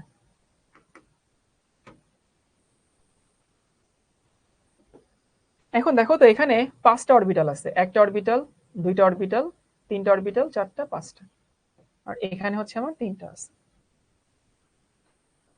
উইক লিগ্যান্ড মানে কি? সে কোনো কম্প্রেশন করতে পারবে না। তাহলে নর্মালি ইলেকট্রন গুলো আউটবাউন্ড নিয়ম অনুযায়ী, মানে এটা হচ্ছে অনেকটা এরকম যে তুমি তোমার বাসায় থাকো, তারপরে তোমার বাসা থেকে গ্রামের ওই দাদি, ধরো তোমার দাদির ছোটবেলার বান্ধবীর নাতিপুতিন আসছে, এরকম হয় না মাঝে মধ্যে, যে তুমি তোমার ঢাকায় আছো, ঢাকাতে থাকো, তোমার ওই দাদির দুঃসম্পর্কের এক আত্মীয়, তার হচ্ছে ধরো কেউ একজন আসছে, ওই আত্মীয় রেখে তুমি এত ইয়া করো, কদর করো, করো না কিন্তু। তখন কিন্তু তারে তুমি রুম ছেড়ে দাও না, বরং তারা ম্যানেজ করে, সামহাউ ম্যানেজ করে তারা, তাদের জন্য গেস্ট রুম, ড্রয়িং রুম, এই টাইপের আর কি, বুঝছো? তো এখানে উইক লিগ্যান্ড হতেছে ওই রকম, যে দাদির ছোটবেলার আত্মীয় আইছে, তো দাদির ছোটবেলার আত্মীয়র ধরো বন্ধুর ছেলে মেয়ে যখন আসে, তখন তো ভাই তাকে রুম ছেড়ে দেয় না। অর্থাৎ এইখানে ইলেকট্রন গুলো যেমনে থাকার কথা অমনি থাকে। এই যে একটা গেল, 2, 3, 4, 5, 6, 7, 8, মানে হুন্ডের নীতি, আউটবাউন্ড নীতি যা আসে সবই সে মনে রাখে। তো এইখানে কিন্তু কোনো লিগ্যান্ড আসতে পারে না, কারণ কি লিগ্যান্ডের তো দুইটাই ফাঁকা লাগবে। তো এইখানে কোনো লিগ্যান্ড আসবে না, লিগ্যান্ড তাহলে এইখানে একটা আসবে, এইখানে একটা ক্লোরিন এসে বন্ধন তৈরি করবে, এইখানে একটা আসবে ক্লোরিন, এইখানে একটা আসবে ক্লোরিন, এখানে একটা আসবে। ওকে, আশা করি বুঝতে পারছো। তো আমি তোমাকে আসলে এটুকু শিখাইলাম যে কি বলে লিগ্যান্ড কম্প্রেস করা না করা কি, সেটুকু কি বুঝতে পারছো? কম্প্রেস কেন করে, কেন করে না পরে উত্তর, আগে বলো কম্প্রেস করা না করা, এটা বলতে বুঝতে পারছো কিনা, যে কম্প্রেস করা বলতে কি বোঝায়। আমাকে একজন জিজ্ঞেস করছে যে ভাই আপনি এত পোলাইটনেস কই পাইলেন। আচ্ছা শোনো, রাগারাগি করে তো লাভ নেই আসলে দিন শেষে, তাই না? আর তোমাদেরকে আমি তখন বলছিলাম যে যে তুমি আমাকে ক্লাসে কখনো রাগাইতে পারবা না, আমি কখনো রাগি না, কারণ আমি জানি রাগলে লস, রেগে গেলেন তো হেরে গেলেন। আর আমি আমার লাইফে একটা জিনিস সবসময় হচ্ছে এই ফিলোসফিটা ফলো করি, যে নম্রতায় ভদ্রতায় তোমাকে যেন কেউ দ্বিতীয় বানাতে না পারে। চাইলে তোমরা এই গুণটা ধারণ করতে পারো, যে কোনো জায়গায় গিয়ে নম্রতায় ভদ্রতায় তোমাকে যেন কেউ সেকেন্ড না বানায়। অনেকে বলতেই পারো যে ভাই অনেক সময় নম্র ভদ্র হলে অনেক অধিকার বঞ্চিত হইতে হয়, অনেকে ঠকায়। হ্যাঁ, এটা হয়তো সত্যি, বাংলাদেশের মতো দেশে নম্রভদ্র হইলে সবসময় নিজের অধিকারটা পাওয়া যায় না, বা যে অধিকারটা আমার পাওয়ার কথা ছিল আমি সেটাও পাই না। তো এটাকে কিভাবে হ্যান্ডেল করবা? তুমি জীবনে এমন কিছু করো যেন তোমার যেটা অধিকার সেটা পাওয়ার জন্য নম্রভদ্র হইলেও হয়। তোমার অধিকার নিজে পাওয়ার জন্য যেন জোরে কথা বলা না লাগে, তোমার অধিকার পাওয়ার জন্য যেন তোমাকে হুমকি ধামকি না করা লাগে, কারো ঝগড়া করা না লাগে। ওকে, তো চেষ্টা করবা সবসময় নম্রভদ্রে তুমি যেন ফার্স্ট হও। একটা রুমে যদি 20 জন মানুষ থাকে, তুমি যেন সেখানে মোস্ট পোলাইট থাকো। যদি 2000 জন থাকে, তুমি যেন সব থেকে পোলাইট পার্সনটা থাকো। আর যদি কখনো মনে হয় নম্রভদ্র হইলে অনেক সময় নিজের অধিকার বঞ্চিত হইতে হয়, তাহলে লাইফ গোলটা অমনি সেট করো যে নম্রভদ্র থেকেও যেন তুমি তোমার অধিকার বঞ্চিত না হও। দ্যাটস ইট, হয়ে গেল। এবার আসি, এখন অনেকের মাথায় প্রশ্ন আসছে যে ভাইয়া এই যে স্ট্রং লিগ্যান্ড কম্প্রেস করে, উইক লিগ্যান্ড কম্প্রেস করতে পারে না, এটা কেন? ওকে, সো এটা আমরা একটু ব্যাখ্যা দিই কেন।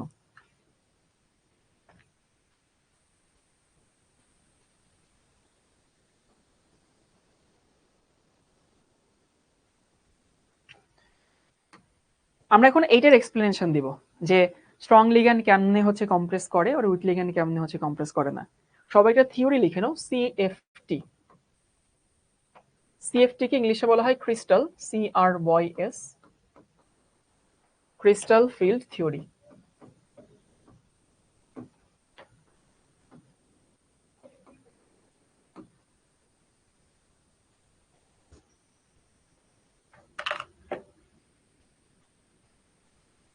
ওকে, সিএফটি ক্রিস্টাল। নয়ন বলছে 3D8 কিভাবে হলো। নয়ন, আমরা কিন্তু আয়রন লিখিনি বাবা, আমরা এখানে নিকেল লিখছি, নিকেল। নয়ন দেখো, সো আমি একটু বলে দিই সিএফটি এটা আসলে কি ব্যাখ্যা করে। সিএফটি ব্যাখ্যা করে ওই যে আমরা বললাম না কম্প্রেস করে, সো কম্প্রেস করা বা না করা, সেইটা হচ্ছে আমরা একটু তোমাদেরকে বলবো যে কম্প্রেস কেন করে, কম্প্রেস কেন করে না। একটা উদাহরণ দেই, এই যে একটা ভালো কথা একজন বলছে যে ভিনিসিয়াস জুনিয়র নম্রভদ্র না দেখে ব্যালন ডিওর পায়নি। এটা কিন্তু কাইন্ড অফ সত্যি কথা। যারা ব্যালন ডিওর সম্পর্কে জানো না, একটা ব্যালন ডিওরে প্রতিটা দেশ থেকে 3টা ভোট যায়। একটা হচ্ছে সেই দেশের ক্যাপ্টেন, ফুটবল ক্যাপ্টেন, যেমন বাংলাদেশে জামাল ভুঁইয়া ভোট দেয়, বাংলাদেশ ফুটবল টিমের কোচ সে ভোট দেয়, আর হচ্ছে বাংলাদেশের একজন স্পোর্টস জার্নালিস্ট সে হচ্ছে ভোট দেয়। তো সারা দুনিয়ায় প্রায় 180 বা 82টা দেশ যারা ফিফার সদস্য ওরা হচ্ছে ভোট দেয়, প্রতিটা দেশ থেকে 3টা করে ভোট আসে। সো ভোট দেওয়ার ক্রাইটেরিয়া কি, ইন্ডিভিজুয়াল পারফরমেন্স, দলীয় পারফরমেন্স এবং তার ফেয়ার প্লে, মানে সেই প্লেয়ারটা কতটুকু নম্র ভদ্র সেটা দিয়ে দেখা হয়। সো হয়তো ভিনিসিয়াস এইবার তোমার হচ্ছে ব্যালন ডিওর পাওয়ার হতো যোগ্য ছিল অ্যাকর্ডিং টু পারফরমেন্স, কিন্তু ভোট তো আসলে হচ্ছে যে মানুষজন অনেক ক্রাইটেরিয়া দেখে দেয়। সো ভিনিসিয়াস হয়তোবা ওইখানে পিছায় গেছে ফেয়ার প্লে অ্যাওয়ার্ডে বা ফেয়ার প্লে ক্যাটাগরিতে, কারণ ভিনিসিয়াস নিজেও আসলে অনেক রেসিজমের শিকার হয় মাঠে, সেটা তো ঠিক। আবার ভিনিসিয়াস নিজেও অনেক অ্যারোগ্যান্ট, সে অনেক ঝগড়াঝাটি করে ফুটবল মাঠে, অনেক দেখি ডিফেন্ডারের সাথে মারামারি লেগে যায়, মাঝে মধ্যে রেফারিকে গিয়ে ইন্টারফেয়ার করে সেটা হইতেছে মিটাইতে হয়। সো পারফরমেন্স ওয়াইজ ভিনিসিয়াস আসলে ভালো খেলছে, কিন্তু হয়তোবা এইখানে গিয়ে সে আটকে গেছে। তো দেখো পোলাইটনেসের কিন্তু আসলেই গুণ আছে। ইভেন অনেক সময় দেখা যায় যে, তোমরা কি কখনো দেখো কিনা, ধরো কোন একটা গ্রুপ থেকে 2টা দল পরের রাউন্ডে যাবে, চ্যাম্পিয়ন্স লিগ হোক বা ওয়ার্ল্ড কাপ হোক, সেইখানে প্রথমে দেখে তাদের পয়েন্ট, হয়তো 2 দলের ধরো পয়েন্ট সেম হতেই পারে। যখন 2 দলের পয়েন্ট সেম হয় তখন দেখে গোল ডিফারেন্স, যে ধরো একজনে হচ্ছে 3টা ম্যাচ জিতছে কিন্তু গোল দেওয়া নেওয়ার পার্থক্য ধরো 10, আরেকটা ধরো 3টা ম্যাচ জিতছে, গোল দেওয়া নেওয়ার পার্থক্য ধরো 3। তখন যাদের গোল ডিফারেন্স বেশি, যারা বেশি গোল দিছে গোল খাওয়ার সাপেক্ষে, তারা হয়তোবা পরের রাউন্ডে যায়। যদি গোল ডিফারেন্সও সেম হয় তখন কিন্তু ফেয়ার প্লে দেখানো হয়, যে কোন দল কত কম ফাউল করছে, কোন দল কত কম হলুদ কার্ড খাইছে, কোন দল কত কম লাল কার্ড খাইছে। এটা দেখার পরে যারা ফেয়ার প্লে অ্যাওয়ার্ডে আগায় থাকে তারা কিন্তু পরের রাউন্ডে যায়। সো নম্রতার ভদ্রতার দাম আছে দুনিয়াতে, মানে রাখো আর কি, নম্রভদ্র হলে কখনো লস হয় না। যাই হোক, সিএফটি ক্রিস্টাল ফিট থিওরি। আমরা এখন কি দেখবো, আমরা দেখবো যে কম্প্রেস করে কেন, সেটা আমরা ব্যাখ্যা দিব এখানে। তো আমরা একটা যৌগ উদাহরণ হিসেবে নেই, কোনটা নিবা, এটা নেই, K4Fe6, ওই যেটা দিয়ে দেখাইছে ওটাই নেই প্রথমে।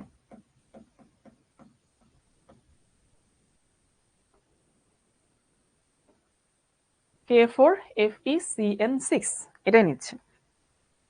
এখন এইখানে লিগ্যান্ড কয়টা, এখানে লিগ্যান্ড হচ্ছে 6টা। তো 6টা লিগ্যান্ড মানে হইতেছে এই যৌগটা কেমন দেখতে, এই যৌগটা দেখতে হচ্ছে অনেকটা এরকম। এখানে হচ্ছে Fe2+, তোমরা 3D কি ফিল করতে পারবা কিনা জানি না, আমি একটু চেষ্টা করি।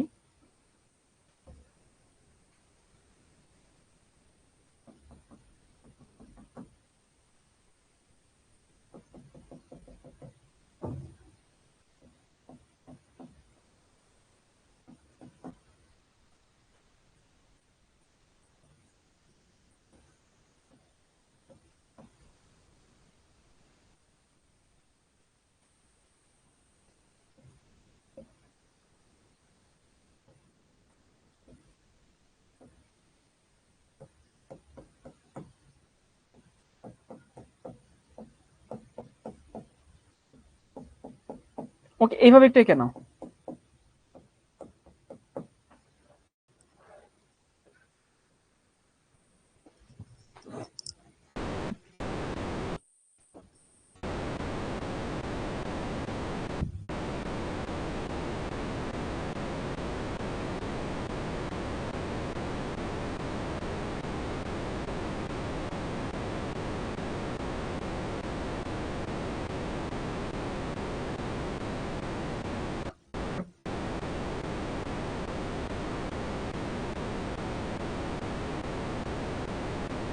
এখন দেখো এই যে ছবিটা যে হচ্ছে আমি আঁকলাম, এই ছবিটা তোমাদেরকে আগেও আঁকাইছি, আগে আঁকাইছিলাম নর্মালি। এই যে যদি মনে থেকে থাকে, প্রথমবার যখন আঁকাইছিলাম তখন 2D ছবি আঁকাইছিলাম।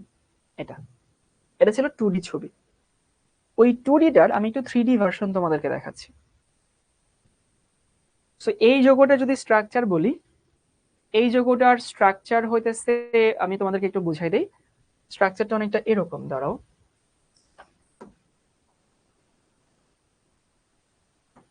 এটা কি পিপিটি ফাইল না?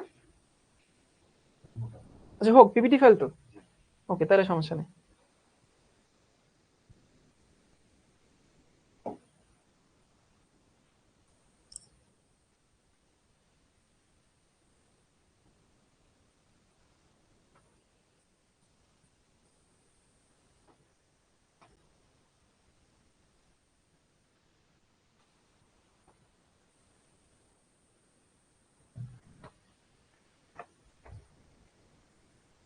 সবাইকে এই যৌগটা খেয়াল করছো?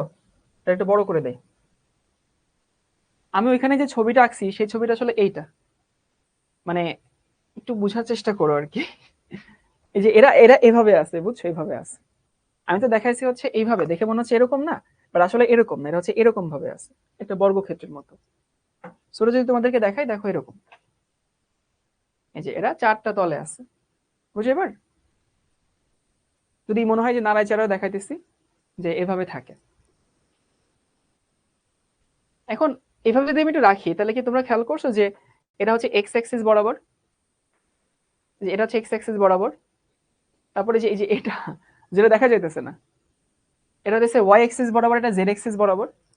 তাহলে এইখানে যে তিনটা হইতেছে আমার বন্ধন তৈরি হয়েছে, তিনটা, ছয়টা সায়ানাইড যে আসছে, উপর নিচে দুইটা, এক্স অক্ষ বরাবর দুইটা, ওয়াই অক্ষ বরাবর দুইটা, মানে আমাদের অক্ষ তো তিনটা, তিনটা অক্ষ, বাট ডিরেকশন কিন্তু ছয়টা।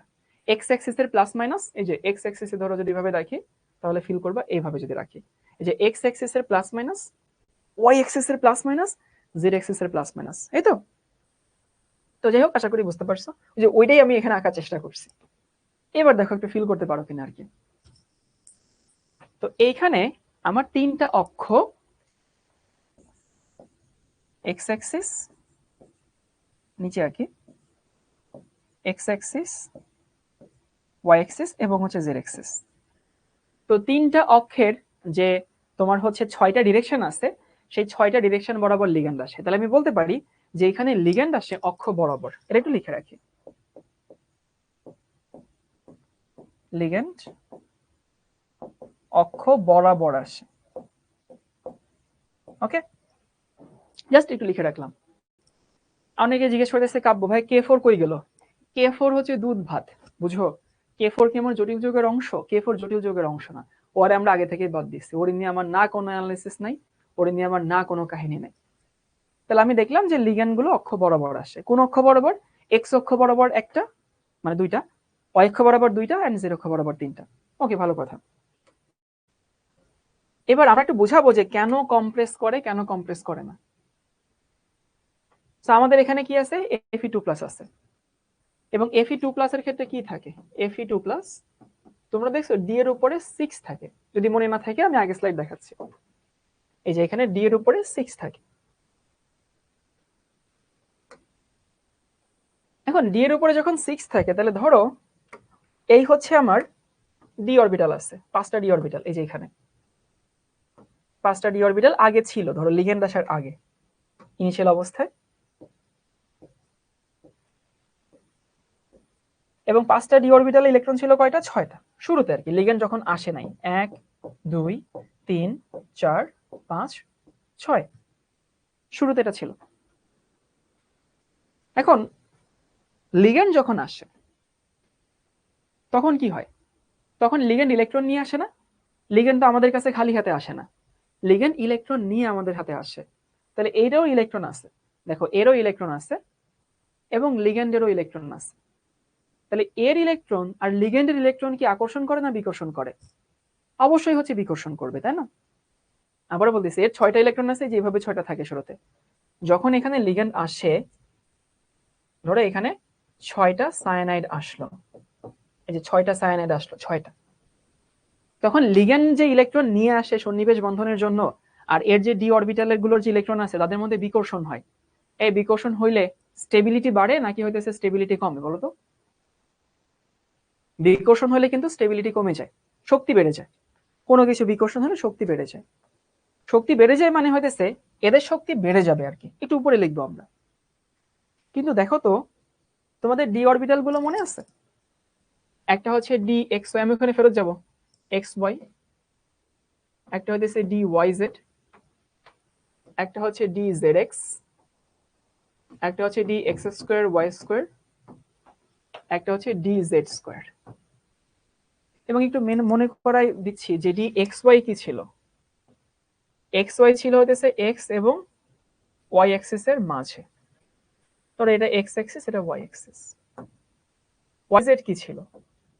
ওয়াই জেড ছিল ওয়াই এবং জেড অ্যাক্সিস এর মাঝে। ধরো এটা হচ্ছে ওয়াই অ্যাক্সিস, ধরে নিলাম এটা জেড অ্যাক্সিস। আমি তো এখানে 2D সারফেসে জেড রাখতে পারবো না। জেড এক্স কি? ধরো এটা এক্স অ্যাক্সিস, এটা জেড অ্যাক্সিস, এটা জেড এবং এক্স অ্যাক্সিস এর মাঝে। এক্স স্কোয়ার ওয়াই স্কোয়ার, এটা এক্স এবং ওয়াই অক্ষ বরাবর ছিল। আর ডি জেড স্কোয়ার ছিল হইতেছে এরকম। তো এগুলো গুণগত রসায়নের জিনিস। সো মেইন কথা হইতেছে লিগ্যান্ড আমার হচ্ছে মানে ডি অরবিটাল মোট 5টা, 5টার মধ্যে এই দুইটাতে, ডান পাশের দুইটাতে লোব থাকে অক্ষ বরাবর। ওকে, এখানে কি বরাবর লোব থাকে? অক্ষ বরাবর লোব থাকে। খেয়াল করছো, ইলেকট্রন অক্ষ বরাবর থাকে। আর এইখানে ইলেকট্রন থাকে অক্ষের মাঝামাঝি। কি বললাম? এখানে ইলেকট্রন থাকে হইতেছে অক্ষের মাঝামাঝি, অক্ষের মাঝে। ওকে, ভালো কথা। তার মানে হইতেছে আমাদের যে মোট 5টা ডি অরবিটাল, প্রথম 3টাতে অক্ষের মাঝে হচ্ছে ইলেকট্রনের লোব থাকে, আর এখানে অক্ষের বরাবর লোব থাকে। এখন একটা মজার ব্যাপার দেখো, আমাদের এখানে লিগ্যান্ড কোন বরাবর আসে? অক্ষ বরাবর। আমাদের এখানে লিগ্যান্ড আসবে অক্ষ বরাবর। তাহলে কোন দুইটা অরবিটাল বেশি বিকর্ষিত হবে বুঝতে পারো কি? এই যে এই দুইটা বেশি বিকর্ষিত হবে না? বুঝো কিনা?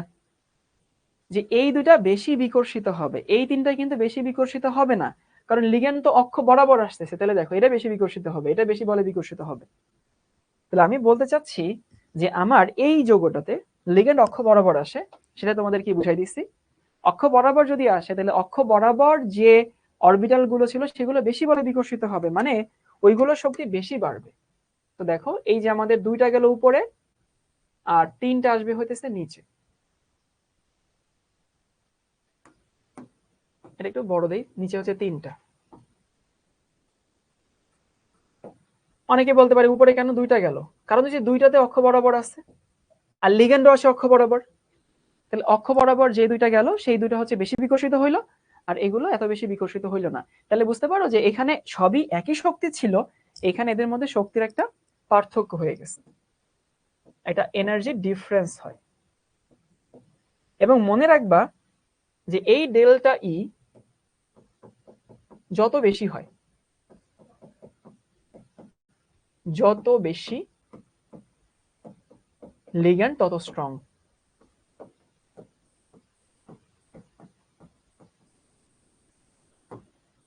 সো ডেল্টা ই যদি বেশি হয় লিগ্যান্ড স্ট্রং হবে। এবার আমাকে বলো তো ভাই, ইলেকট্রন কই থাকতে পছন্দ করে, নিম্ন শক্তি স্তরে না উচ্চ শক্তি স্তরে? প্রশ্ন হচ্ছে ইলেকট্রন কই থাকতে ভালোবাসে? ইলেকট্রন নিম্ন শক্তি স্তরে থাকতে ভালোবাসে না? ভালোবাসে তো। তাহলে যদি এমন হয় লিগ্যান্ড অনেক বেশি স্ট্রং হয়, অনেক বেশি স্ট্রং, তাহলে এই শক্তির পার্থক্য অনেক বেশি হবে। এই শক্তির পার্থক্য যদি বেশি হয় তাহলে লিগ্যান্ড গুলো সব এইখানে চলে যাবে। দেখো 6টা ইলেকট্রন এই 3 ঘরে গিয়ে বসে থাকবে, সে আর উপরে যাবে না। কারণ কি? উপরে তো শক্তি বেশি, লিগ্যান্ড তো উচ্চ শক্তি স্তরে যেতে পছন্দই করে না ইলেকট্রন। বুঝতে পারছো? এইটা হচ্ছে সেই ব্যাখ্যা যে স্ট্রং লিগ্যান্ড হইলে কম্প্রেস হয়। কম্প্রেস হয় মানে কি? নিচের 3টাতে থেকে যায়। তাহলে আমি বলতে পারি, আমি তোমাদেরকে ব্যাখ্যাটা লিখে দিই। ব্যাখ্যাটা হইতেছে, এটাকে আমরা বলি হইতেছে ডিজেনারেট অরবিটাল, ডিই জিই এনই আর এ টিই, ডিজেনারেট অবস্থা, সমশক্তির অবস্থা। এটাকে বলা হয় নন ডিজেনারেট, নন ডিই GENERATE। সবাই লিখে নাও, সমস্যা নেই, আমি রিভিউ করব।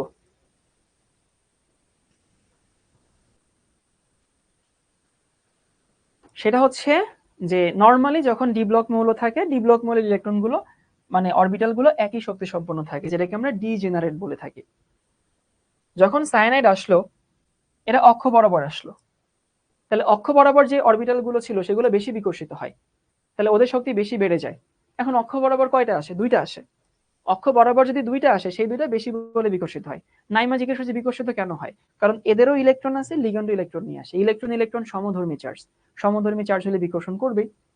সো যে দুইটা অক্ষ বরাবর ছিল দেখো, সেই দুইটা বেশি বলে বিকর্ষিত হয়েছে, এই জন্য ওই দুইটা শক্তি বেশি বেড়ে গেছে। আর যে দুইটা তিনটা অক্ষ বরাবর ছিল না, সেই তিনটা শক্তি এত বাড়ে নাই। ওকে, ভালো কথা। তাহলে এদের মধ্যে একটা এনার্জি গ্যাপ তৈরি হয়েছে। এই এনার্জি গ্যাপ যত বেশি হয়, লিগ্যান্ড স্ট্রং লিগ্যান্ড হয়। বুঝতে পারছো? আর এনার্জি গ্যাপ বেশি হলে কি হবে? ইলেকট্রন নিম্ন শক্তি স্তরে থাকতে পছন্দ করে। নিম্ন শক্তি স্তরে থাকতে যদি পছন্দ করে, সে উপরে যাবে না। ওইটাকে আমরা বলতেছি কম্প্রেস হওয়া। মানে দেখো যে 6টা 3 ঘরে চেপে গেছে। তাহলে আমি তোমাদেরকে লিখে দিচ্ছি, সেটা হচ্ছে এইটা।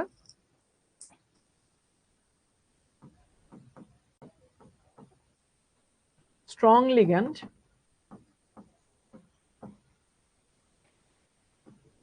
নন ডিজেনারেট, নন DEGENERA,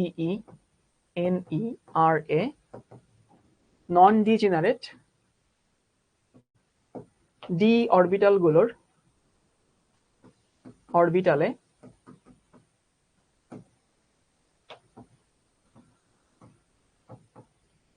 শক্তির, স্ট্রং লিগ্যান্ড নন ডিজেনারেট অরবিটালে শক্তির পার্থক্য বেশি তৈরি করে।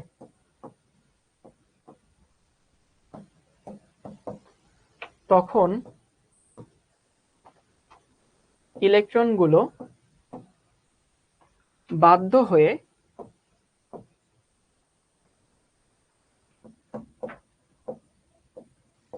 নিম্ন শক্তির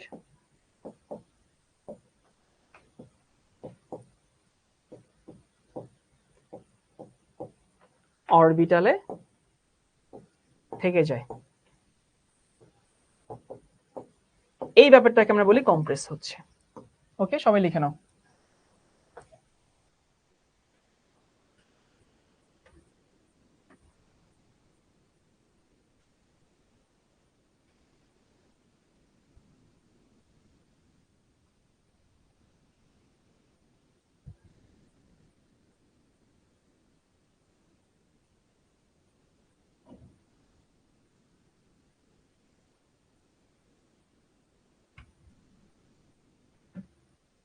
তাহলে কি হইলো?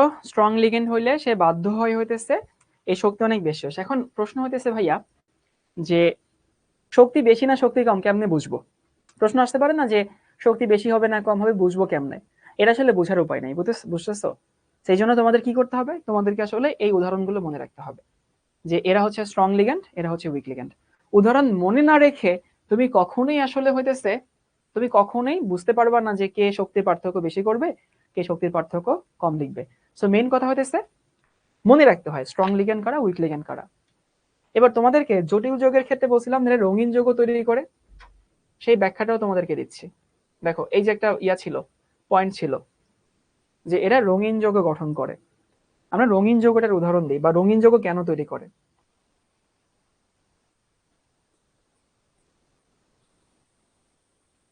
আমি এটাকে একটু কপি করি, এই যে এই অংশটুকু।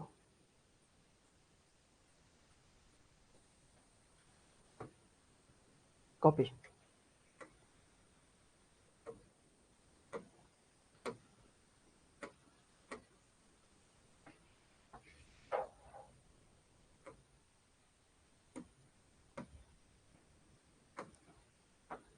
তো তোমাদেরকে এখন একটু বুঝাবো যে রঙিন যৌগ তৈরি হওয়ার মেকানিজমটা আসলে কি।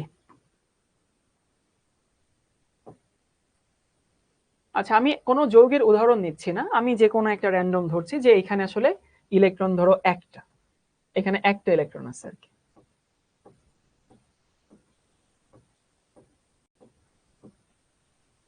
ধরে নিলাম যে একটা ইলেকট্রন আছে, কোনো স্পেসিফিক আয়ন টায়ন না। এবং এইখানে হচ্ছে আমি কোনো লিগ্যান্ডের নাম দিব না, জাস্ট লিগ্যান্ড লিখে রাখি, LIGAND, লিগ্যান্ড। এবং এইখানেও ইলেকট্রন থাকবে কয়টা? ইলেকট্রন থাকবে একটা। ওকে, তোমরা এরকম একটা ছবি এঁকে নাও। জাস্ট রঙের ব্যাখ্যাটা দিচ্ছি আর কি, রং কেন দেখায়।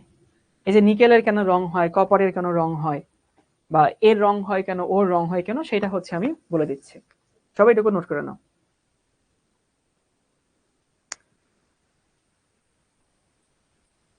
নোট করা হলে একটু ডান লিখো।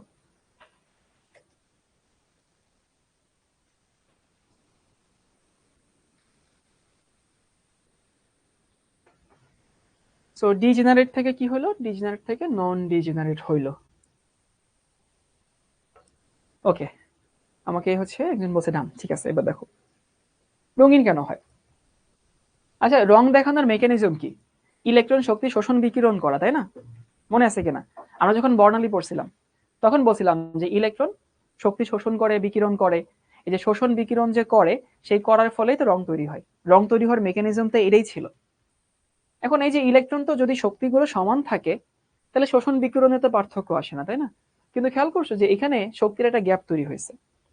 এখন এখান থেকে তুমি যদি শক্তি দাও, একটা ইলেকট্রন ডেল্টা ই এই পরিমাণ শক্তি শোষণ করবে। কিভাবে শোষণ করবে?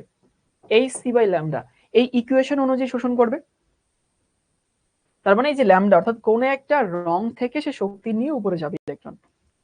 আর তোমাদের মনে আছে কিনা যে যে রং থেকে শোষণ নেয়, শক্তি নেয়, তার কমপ্লিমেন্টারি রংটা আমরা দেখতে পাই, তার সমপূরক রংটা আমরা দেখতে পাই, গত চ্যাপ্টারের জিনিস। সেটা কেমনে বের করবো? রঙের চাকা থেকে বের করব। ধরো এই হচ্ছে আমার রঙের চাকা, ভি, বি, জি, ওয়াই, ও, আর। ভিভ গিওর বা কালার হুইল বলা হয় এটাকে। যদি এখান থেকে এখানে যাওয়ার জন্য ইলেকট্রনটা বেগুনি রঙের আলো থেকে শক্তি নেয়, তাইলে ওই যৌগটাকে আমরা দেখবো হচ্ছে হলুদ। বিপরীত কালারকে বলা হয় কমপ্লিমেন্টারি কালার, সমপূরক রং। যদি এখান থেকে এখানে যাওয়ার জন্য ইলেকট্রনটা ধরো ব্লু রং থেকে শক্তি নিচ্ছে, তাহলে ওকে আমরা দেখবো হচ্ছে কমলা, অরেঞ্জ। যদি এখান থেকে এখানে যাওয়ার জন্য ইলেকট্রনটা ধরো গ্রিন থেকে শক্তি নিচ্ছে, যখন ইলেকট্রন নিচ থেকে উপরে যাবে তখন তাকে তো একটা শক্তি নিতে হবে। শক্তি সে কই থেকে নিবে? লাইট থেকে নিবে। লাইট থেকে নিবে মানে রং থেকে নিবে কোন একটা। যে রং থেকে নিবে তার কমপ্লিমেন্টারি রং আমরা দেখতে পাবো। অর্থাৎ যদি সে ভায়োলেট শোষণ করে আমরা দেখবো তাকে ইয়েলো, যদি ব্লু শোষণ করে তাকে আমরা দেখবো অরেঞ্জ, যদি রেড শোষণ করে তাকে আমরা দেখবো হচ্ছে গ্রিন। এবার নটরডেমে একটা প্রশ্ন আসছিল, নটরডেমের কুইজে প্রশ্ন আসছিল। আচ্ছা তোমরা দেখো তো, ইমাজিন করো, এটা সবাই কমেন্ট করা বন্ধ করো। লিগ্যান্ড, এটা নটরডেমে আসছিল আর কি। লিগ্যান্ড ধরো স্ট্রং লিগ্যান্ড হয়েছে, ইমাজিন করো একটা স্ট্রং লিগ্যান্ড। এখন স্ট্রং লিগ্যান্ড যদি হয় তাহলে এই যে এইটার এটার পার্থক্য অনেক বেশি না? স্ট্রং লিগ্যান্ড হলে পার্থক্য অনেক বেশি। এখন স্ট্রং লিগ্যান্ড হলে যদি পার্থক্য অনেক বেশি হয়, তাহলে এইখান থেকে ওইখানে যাওয়ার জন্য শক্তি বেশি শোষণ করবে, বুঝো কিনা? স্ট্রং লিগ্যান্ড হইলে নিচ থেকে উপরে গেলে বেশি শক্তি শোষণ করে। এখন এখানে কোন আলোর শক্তি বেশি বলতো? ব্লু, ভায়োলেট, এগুলো শক্তি বেশি না? জানি তো যে বেগুনি রঙের শক্তি বেশি বা নীল রঙের শক্তি বেশি, ফ্রিকোয়েন্সি কম। তাহলে যদি লিগ্যান্ডটা স্ট্রং হয়, তাহলে শক্তি শোষণ করবে বেশি লাইট থেকে, বেশি শক্তির লাইট থেকে। বেশি শক্তির লাইট কোনটা?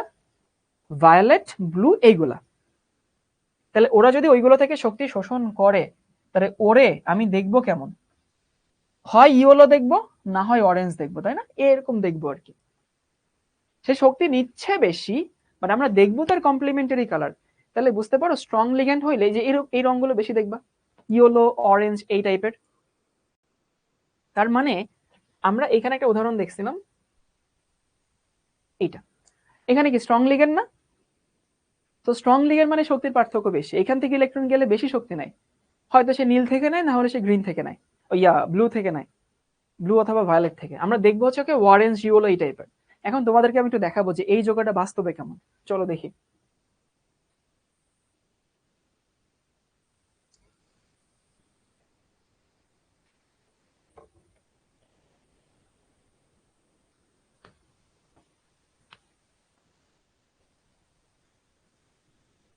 এই যে দেখো,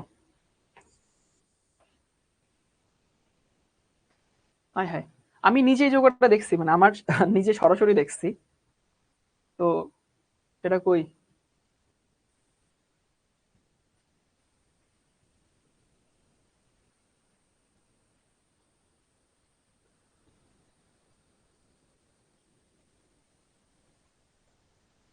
এই যে দেখছো, আমরা প্রেডিক্ট করছিলাম কি ইয়েলো, অরেঞ্জ এই টাইপের কিছু একটা হবে না, এটা প্রেডিকশন করছিলাম, এবং দেখো আমাদের প্রেডিকশন মিলছে কিনা। এই যে দেখছো, এটা বোঝা যাচ্ছে না। এই কাজের সময় কোনো জিনিস খুঁজলে পাওয়া যায় না, বুঝছো? এই যে দেখো, এই যে প্লেটের উপরে আছে ওয়াশ গ্লাস। এই সবাই কি বুঝতে পারছি যে তুমি এটা প্রেডিক্ট করলা হইতেছে ইয়েলোইশ অরেঞ্জ টাইপের কিছু হবে, কিন্তু এবং সেটা দেখো ইয়েলোইশ অরেঞ্জ টাইপের কিছু একটা কিন্তু হয়েছে, কারণ এটা স্ট্রং লিগ্যান্ড, কম্প্রেস করছে, শক্তির পার্থক্য বেশি, তাহলে শক্তি এবার নিবে হতেছে বেশি শক্তি থেকে। তার মানে সে হচ্ছে দেখাবে ইয়েলোইশ অরেঞ্জ। তোমাদেরকে আরেকটা দেখা দিচ্ছি, মজা পাবা। ধরো এখানে উইক লিগ্যান্ড, তাই না? উইক লিগ্যান্ড যদি হয় তাহলে এখানে যে শক্তির পার্থক্য কম হবে। ধরো যে এইটা নিকেল টেট্রাকার্বনিলে, ইমাজিন করো কম হবে। কম যদি হয় ভিবি জি ওয়াই ও আর, এই যে এটাতে সে কি টাইপের রং থেকে শক্তি নিবে? দুর্বল আলো থেকে, যে আলো শক্তি কম। শক্তি কম কোনটা? রেড এবং অরেঞ্জ না? দেখো, জানো কিনা রেড এবং অরেঞ্জ এদের শক্তি কিন্তু কম। তাহলে এদের শক্তি যদি কম হয় তাহলে সে রেড এবং অরেঞ্জ থেকে নিবে। তাহলে আমরা দেখবো একে কিরম, আমরা এটা দেখবো হয় হচ্ছে গ্রিন, না হয় হইতেছে ব্লু, তাই না? হয় গ্রিন না হয় ব্লু। মনে রেখো আর কি, রেড অরেঞ্জ থেকে শক্তি নিবে, তাহলে দেখবো কি হয় ব্লু না হয় হচ্ছে গ্রিন। চলো দেখি এটা।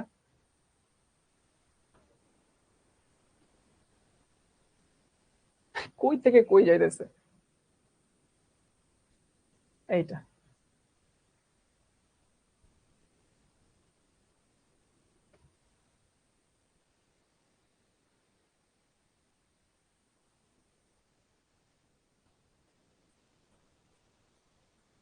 রিয়েল যৌগের ছবি একটা তো নাই।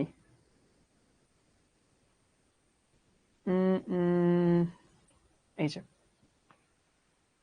এই দেখো, এই হচ্ছে ওর কালার। এই যে আমি প্রেডিক্ট কি করছিলাম, দেখো প্রেডিক্ট করছিলাম হইতেছে এইটা, হয় সে হইতেছে ব্লু হবে না হয় সে গ্রিন হবে, মানে ব্লু গ্রিনের মাঝামাঝি হিসাব করছিলাম। বাস্তবে দেখো, এই হচ্ছে বাস্তব কালার। সবাই কি বুঝিয়ে আছি?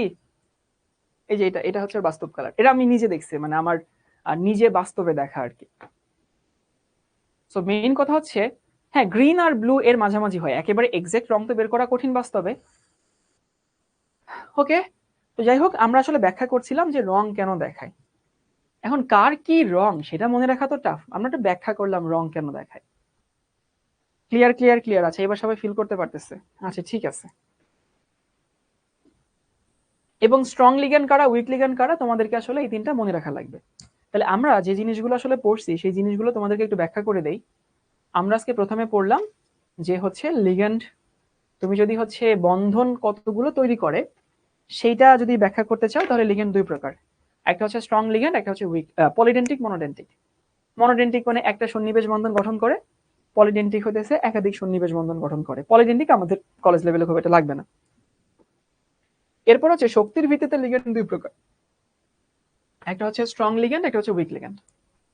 স্ট্রং লিগ্যান্ড ইলেকট্রনকে কম্প্রেস করতে পারে, কম্প্রেস করা কি সেটা বুঝতেছি।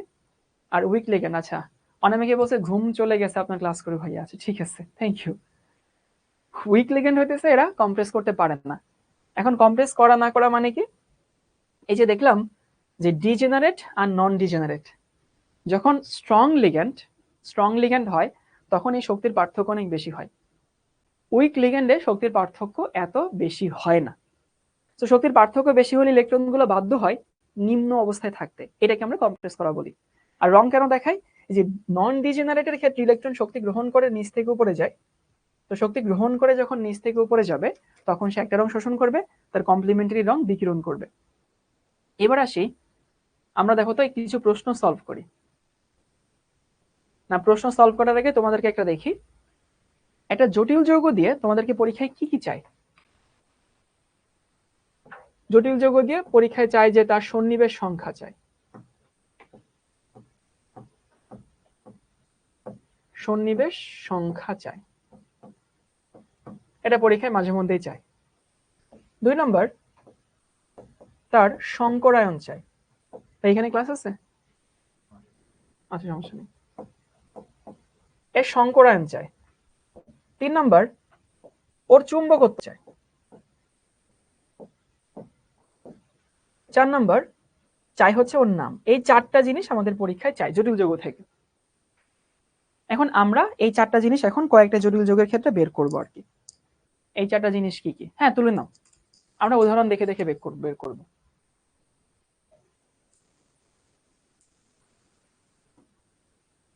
এবং দেখবে এটা খুবই easy PG lemon squeegee task, খুবই সহজ টাস্ক। তোমাদেরকে এতক্ষণ ধরে যা শিখাইলাম সেগুলো এখন শুধু অ্যাপ্লাই করবা। রিমি বলছে আমি জ্বর নিয়ে ক্লাস করি। ওকে রিমি, দোয়া করি তুমি যেন তাড়াতাড়ি সুস্থ হয়ে যাও। একটা একটা করে উদাহরণ নেই। প্রথমে হইতেছে K4 FeCN6। এই প্রথমে আসি সন্নিবেশ সংখ্যা, মানে সন্নিবেশ সংখ্যা কত? 6। যতগুলো সন্নিবেশ বন্ধন ততগুলো সন্নিবেশ সংখ্যা। এখন এখানে সায়ানাইড কি? মনোডেন্টিক লিগ্যান্ড। সায়ানাইড যদি মনোডেন্টিক লিগ্যান্ড হয় তাহলে সায়ানাইড একটা করে বন্ধন তৈরি করে, তাহলে সন্নিবেশ সংখ্যা কত? সন্নিবেশ সংখ্যা 6। তাহলে সন্নিবেশ সংখ্যা মানে সন্নিবেশ বন্ধনের সংখ্যা বা লিগ্যান্ড সংখ্যা। এখানে লিগ্যান্ড সংখ্যা 6। এবার দেখো সংকরায়ন।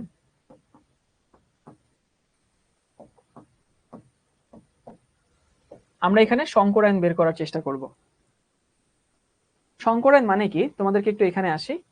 আমি এই যে K4 FeCN6 না, এইটার ব্যাপারটাকে আমি একটু কপি করে নিয়ে আসি এখানে। দেখো যে এই ঘটনা ঘটে, এটাকে কপি করি।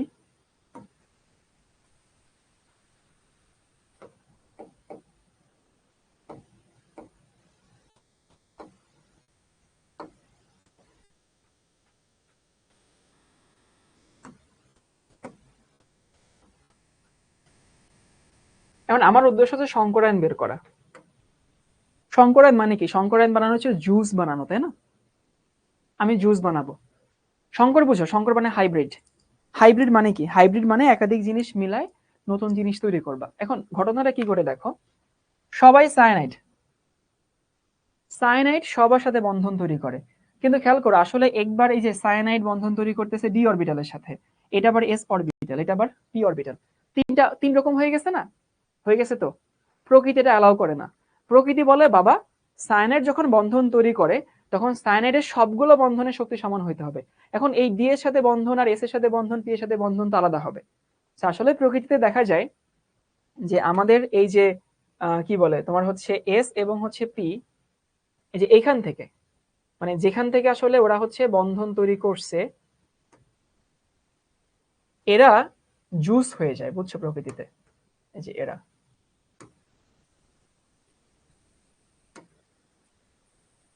কেন হইলো আবারও বলতেছি, যদি এমন হইতো যে অরবিটাল গুলো যেরকম সেরকমই থাকতো, মানে ধরো তোমরা তিনজনে, তোমাদেরকে আমি তিনজনের 3টা আম দিচ্ছি, কেউ ফজলি খাইতেছে, কেউ আমরুপালি খাইতেছে, কেউ হয়তো হাড়ি ভাঙা খাইতেছে। এখন তিনজনের মধ্যেই আসলে হচ্ছে একটা অনুশোচনা আসতেছে, একটা একটা স্যাটিসফ্যাকশনের অভাব আসতেছে। সবাই মনে করতেছে যে ওরটা বোধহয় আমার থেকে ভালো, ওরটা বোধহয় আমার থেকে ভালো। তাহলে আমি এটা কেমনে সমাধান করব? তিনজনেরটা নিয়ে জুস বানায় তারপর 3 গ্লাসে ভাগ করে দিব। সো যদি সংকরায়ন না হয় তাহলে খেয়াল করো, এই দুইটা সায়ানাইডের বন্ধন একরকম হবে আয়রনের সাথে, এটার বন্ধন একরকমের হইতো, আর এই 3টার বন্ধন একরকমের হইতো। বাট প্রকৃতি এটাকে অ্যালাউ করে না। সংকরায়ন আমরা বিস্তারিত পরে পড়বো, বাট এইখানে একটু শিখে নেই। তাহলে প্রকৃতি কি করে? এইগুলোরে মিলায় কয়টা দেখো, 1 2 3 4 5 6টা, 6টারে মিলে 6টা বন্ধন, 6টা অরবিটাল তৈরি করে। সেই 6টার প্রত্যেকটা শক্তি সমান হয়। তাহলে এখানে সংকরায়ন কি? ডি হচ্ছে 2টা, এস 1টা, আর পি হচ্ছে 3টা। তাহলে কি সংকরায়ন? D2sp3 সংকরায়ন। আপাতত এইটুকুই জানো, সংকরায়নের বিস্তারিত সামনে আসবেই। তাহলে তুমি সন্নিবেশ সংখ্যা পাইলা, সংকরায়ন পাইলা। এবার দেখো তো ভাই, এই যৌগের চুম্বকত্ব কি হবে? এখানে কোনো বিজোড় ইলেকট্রন আছে? কোনো বিজোড় ইলেকট্রন নাই। যদি বিজোড় ইলেকট্রন না থাকে তাহলে সেটা কি চুম্বক হবে? সেটা ডায়া চুম্বক হবে। সো এটা হচ্ছে একটা ডায়াম্যাগনেটিক পদার্থ, আর নাম তো আমরা জানি। কারো যদি এইটা বুঝতে সমস্যা হয় প্যারা নিও না, পরেরটা বুঝো।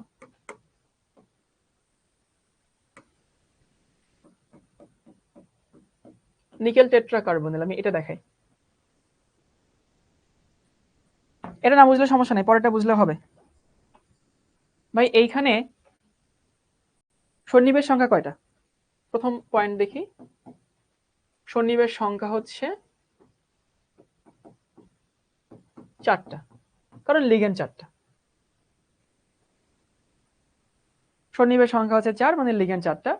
ওকে, ভালো কথা। এবার নিকেল কিন্তু এখানে নিকেল হিসেবে আছে, মানে এইখানে আসলে কোনো রকমের চার্জ তো নাই, লিগ্যান্ড লিগ্যান্ড হিসেবে আছে। তার মানে কি দাঁড়ায়? নিকেলের ইলেকট্রন বিন্যাস হইতেছে, শেষে তুমি পাবা হচ্ছে 3d8 4s2 4p-ও আমাদের লাগবে পরে, পরে নিতে হয়তো আমি আগে থেকে নিছি। এই লিগ্যান্ড কি স্ট্রং নাকি উইক বলো? স্ট্রং লিগ্যান্ড না? তাহলে সে কিন্তু কম্প্রেস করতে পারবে। কম্প্রেস করতে পারে মানে হইতেছে, দেখো এই যে ডি এর যে 8টা, ডি এর 8টা, এস এর হচ্ছে 2টা, আর পি এর হচ্ছে 3টা। আমি পিটা, অনেকে বলতে পারো যে ভাই পিটা আগে কেন লিখলেন? পিটা পরে লাগতো, এই জন্য আমি আগে থেকে লিখে দিচ্ছি। তো এখানে লিগ্যান্ড কি করে, সে স্ট্রং তো, এই যে ডি এর যে 8টা আর এস এর 2টা, দেখো এই যে ডি এর 8টা আর এস এর 2টা, এই দুটারে যোগ করে সে 10টা বানায় দেয়। এবং যেহেতু সে স্ট্রং লিগ্যান্ড, দেখো এই যে সায়ানাইড কার্বনিল কিন্তু স্ট্রং লিগ্যান্ড, মনে পড়ে কিনা? কই জানি, এই যে সিও হচ্ছে স্ট্রং লিগ্যান্ড। তাহলে সে কম্প্রেস করবে, এবং কম্প্রেস খুব ভালোভাবে করে, মানে এই 8টা আর এই 2টা সব হচ্ছে ডিতে পাঠায় দেয়। ডিতে যদি পাঠায় দেয়, দেখো এই যে 10টা এখানে পাঠাইছে, 10টাই। তাহলে আমার বাকি থাকে কি? এখন আমার কি আসবে? লিগ্যান্ড আসবে। লিগ্যান্ড কার কার সাথে বন্ধন তৈরি করবে? এই যে এস এর সাথে হচ্ছে একটা করবে, 4টা লিগ্যান্ড তো, এস এর সাথে একটা, আর পি এর সাথে হচ্ছে 3টা। চাইলে তুমি ওই ব্র্যাকেট দিয়ে দেখাতে পারো। তাহলে বলো তো ভাই, এখানে কি সংকরায়ন হবে? লিগ্যান্ড এস এর সাথে বন্ধন তৈরি করছে, পি এর সাথে বন্ধন তৈরি করতেছে, তাহলে একটা হচ্ছে এস আর 3টা হচ্ছে পি, তাহলে কি সংকরায়ন হবে? sp3 সংকরায়ন। বা কিভাবে বুঝবো পি লাগবে নাকি পি লাগবে না? মেহেজাবিন, তুমি নিজেই দেখো, প্রয়োজনের তাগিদে পরে তোমার পি নিতে হইতো, প্রয়োজনের তাগিদে পি পরে এমনিতে নিতে হইতো, এমনিতে নিতে হইতো। আমি আগে নিছি এক্সপিরিয়েন্স থেকে। আর এইখানে ভাই দেখি চুম্বকত্ব কি হবে? এটাও কি চুম্বক? এটাও ডায়া চুম্বক, কারণ এখানেও কোনো বিজোড় ইলেকট্রন নাই, বা এখানে কোনো অযুগ্ম ইলেকট্রন নাই। ওকে, কেউ যদি এইটাও না বুঝো, টেনশন নাই, পরেরটা আসো। এটা না বুঝলে প্যারা নাই, এটা বুঝলে হইতেছে, সব একই জিনিস। NiCl4 2-। ওকে, এইখানে দেখি আমরা নিকেলের জারণ মান কত।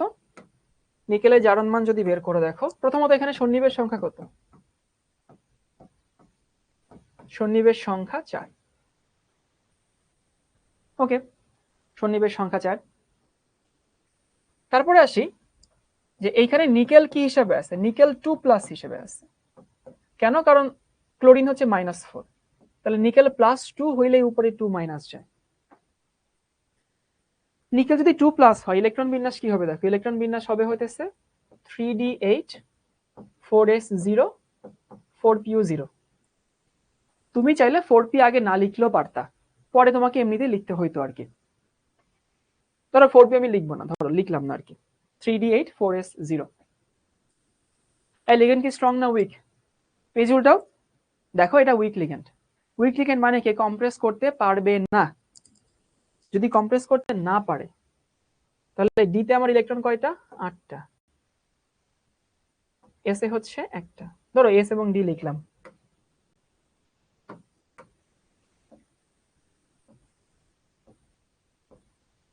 আটটা ইলেকট্রন যেমনে থাকার কথা, হুন্ডের নিয়ম অনুযায়ী অমনেই থাকবে, কেউ কোনো কম্প্রেস করতে আসবে না। তাহলে 1 2 3 4 5 6 7 8 এমনি আছে। তাহলে বুঝতে পারো ডি এর সাথে এখন আমার কোনো সন্নিবেশ বন্ধন হবে না, ডি এর সাথে সম্ভব না। তাহলে সন্নিবেশ বন্ধন এস এর সাথে একটা হবে। এই লিগ্যান্ড এখন 4টা, তুমি একটা হইছে, তাহলে তোমার কি এখন অরবিটাল লাগবে নাকি লাগবে না চিন্তা করো। লিগ্যান্ড 4টা, এখানে বন্ধন তৈরি করছে একটা, তুমি দেখাইলে আরো 3টা লিগ্যান্ড লাগবে না? তাহলে সেই 3টা লিগ্যান্ডের জন্য আমার তো ভাই 4p এবার লাগবে। সো কথা হচ্ছে এই যে 4p লাগবে, এই হচ্ছে আমার সেই 4p। আগে দিলেও আগে দিতা, পরে দিলেও দিতে হইতো। এই লিগ্যান্ডের ইলেকট্রনগুলোকে আমরা আলাদা করার জন্য এরকম গোল্লা গোল্লা দিচ্ছি। এবার আসি লিগ্যান্ড বন্ধন তৈরি করছে কার সাথে? এই যে একটা এস এর সাথে 3টা পি এর সাথে, একটা এস এবং 3টা পি, একটা এস এবং 3টা পি। তাহলে এখানে কি সংকরণ হবে? এস একটা, পি 3টা, তার মানে sp3 সংকরণ হবে।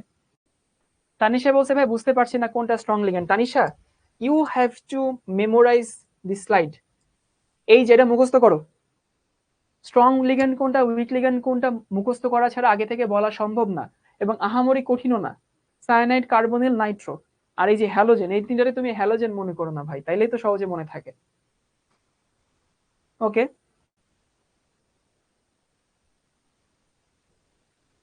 এবার অনেকে মনে করতে পারো যে ভাইয়া আচ্ছা এবার দেখি ডায়াম্যাগনেটিক প্যারাম্যাগনেটিক। এইখানে দেখো সেটা হচ্ছে যে এইটা একটা বিজোড় আছে, এইটা একটা বিজোড় আছে, তাহলে আমি দুইটা বিজোড় পাইছি। দুইটা বিজোড় মানে এটা কি ম্যাগনেটিক হবে? প্যারাম্যাগনেটিক হবে। আর এটার নাম তো তুমি জানোই। কেউ যদি এটাও বুঝতে না পারো তাহলে তুমি পরেরটা বুঝো, সমস্যা নাই।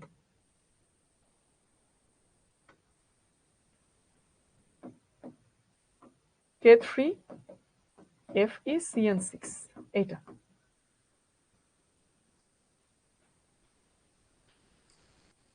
এটা আসে প্রথমত এখানে সন্নিবেশ সংখ্যা কত? সন্নিবেশ সংখ্যা এখানে 6। এই আমরা আগে দেখছিলাম K4, দেখো K4, এবার হচ্ছে K3। সন্নিবেশ সংখ্যা হচ্ছে 6। ওকে, তারপরে দেখি এখানে আমাদের বের করতে হবে সংকরায়ন। তাহলে আয়রন কি অবস্থায় আছে? এখানে হচ্ছে পটাশিয়াম হচ্ছে +3, তাহলে এখানে সায়ানাইড হচ্ছে -6, তাহলে এখানে কি হবে? আয়রন 2+ অবস্থায় আছে। 2+ না 3+, সরি, আয়রন +3 অবস্থায় আছে। ওকে, ভালো কথা। সো আয়রন যদি 3+ অবস্থায় থাকে তাহলে ইলেকট্রন বিন্যাস কি হবে? ইলেকট্রন বিন্যাসগুলো একটু চটপট লেখার চেষ্টা করবা, কারণ আমি বহুতবার দেখাইছি এগুলা। এখানে 3d5 4s0, তার মানে বুঝতে পারতেছো যে 4s থেকে সে ছাড়লো, 3d থেকে একটা ছাড়লো। এই লিগেন্ড কি স্ট্রং না উইক? লিগেন্ড কিন্তু স্ট্রং। স্ট্রং হলে সে কি করবে? কম্প্রেস করবে। কম্প্রেস করবে মানে হইতেছে এই যে ডি এর যে 5টা অরবিটাল,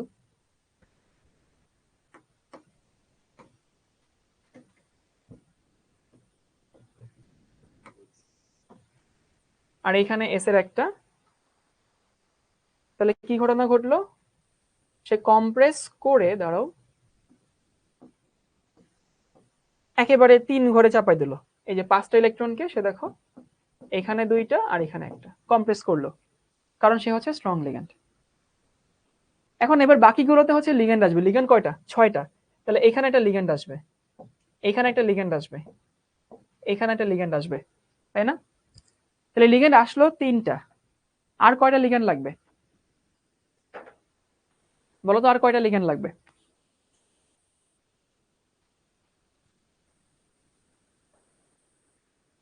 রুবাইয়া বলছে উইক হবে না। উইক না, এটা স্ট্রং লিগ্যান্ড। ভাই ওই পেজটা উল্টাও না ভাই, পেজটা উল্টাও, দেখো লিস্টের মধ্যে এটা কোনটাতে আছে। আরো 3টা লাগবে, সেই 3টার জন্য আমার কি লাগবে? 4p লাগবে। তাহলে নিলাম হচ্ছে 4p। 4p তো আমার জন্য অ্যাভেলেবল আছে, তাই না?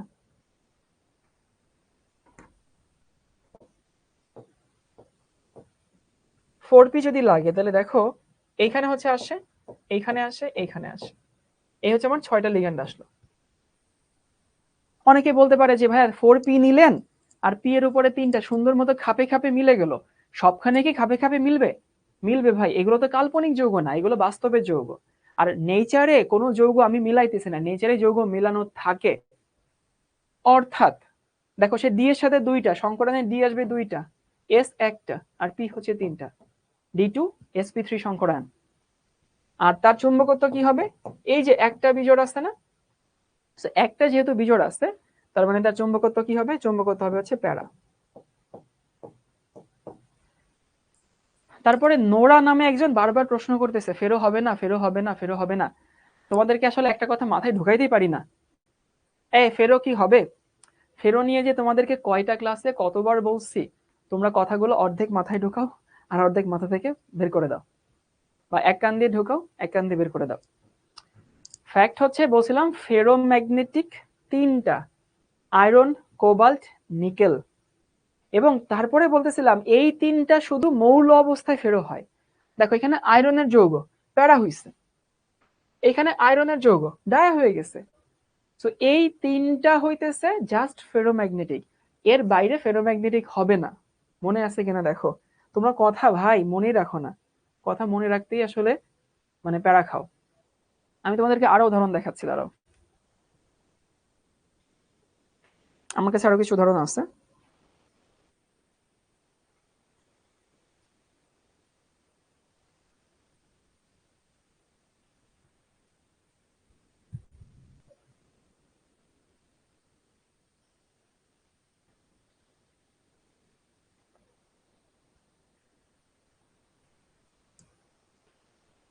ওকে, এটা দিয়ে আমরা শেষ করি এইটা।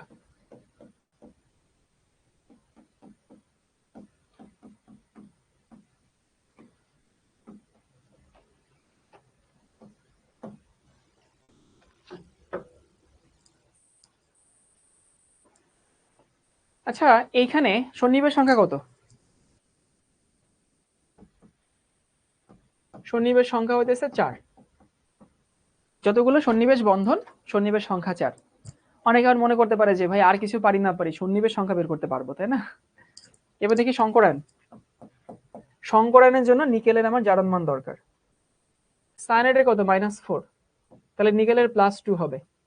জারণ মানটা অন্তত চেষ্টা করবা যেন হইতেছে তাড়াতাড়ি বের করতে পারো, কারণ নিকেলের +2 হইলে পুরো যোগের জারণ মান হইতেছে 2- হয়।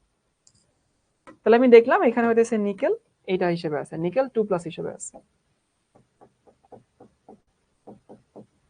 ইলেকট্রন বিন্যাস লিখবা হচ্ছে 3d8 4s0, 4p লাগবে, একটু পরে এমনিতে লিখতে হইতো 4p0। এবং এটাও চেষ্টা করবা যখন ইলেকট্রন বিন্যাস লিখবা আয়রন, নিকেল এদের ইলেকট্রন বিন্যাস তুমি যেন একটু ফাস্ট লিখতে পারো আর কি। এবার এখানে লিগ্যান্ড কি স্ট্রং না উইক? স্ট্রং। স্ট্রং হলে কি করবে, কম্প্রেস করবে। কম্প্রেস যদি করে তাহলে দেখো ডি এর উপরে যে 8টা, এস হচ্ছে ফাঁকা, আর হচ্ছে পি এখানে লিখে রাখি, পরে এমনিতে লিখতে হইতো।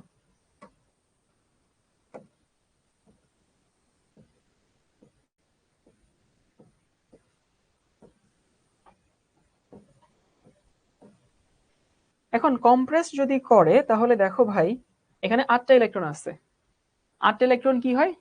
আচ্ছা আকাশ বলছে জারণ মান কিভাবে লিখবো, আকাশ একটু স্কুলের বইটা দেখে আসো ভাইয়া, অথবা তুমি স্কুলে যার কাছে পড়তা তাকে একটু বলো জারণ মান কেমনে লিখবো আর কি। এখানে হচ্ছে আমাদের 8টা 4 ঘরে চলে যাবে, এই যে 8টা 4 ঘরে চলে গেল। এবং দেখো লিগ্যান্ড কোথায় আসবে, যে এইখানে একটা লিগ্যান্ড আসবে, এইখানে একটা আসবে, দুইটা লিগ্যান্ড আসলো। এই যে পরে 4p তোমার তখন এমনিতেই লিখতে হইতো, 4টা যৌগ তো, তাহলে এখানে আর দুইটা আসবে।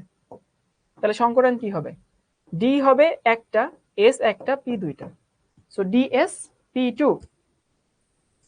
এবং এটা চুম্বকত্ব কি হবে, এটা চুম্বকত্ব হবে হচ্ছে ডায়া চুম্বক। কেন ডায়া চুম্বক, কারণ এর কোনো বিজোড় ইলেকট্রন নাই। আচ্ছা, সিদরাতুল মুনতাহা ও বারবার জিজ্ঞেস করতেছে ভাই 5টা কেন লিখলেন। সিদরাতুল মুনতাহা ভাই ডি সাবশেলে 5টা অরবিটাল থাকে, বুঝছো? ডি সাবশেলে 5টা অরবিটাল থাকে, এই 5টা সেই অরবিটাল। তোমাদের জন্য একটা হোমওয়ার্ক দেই,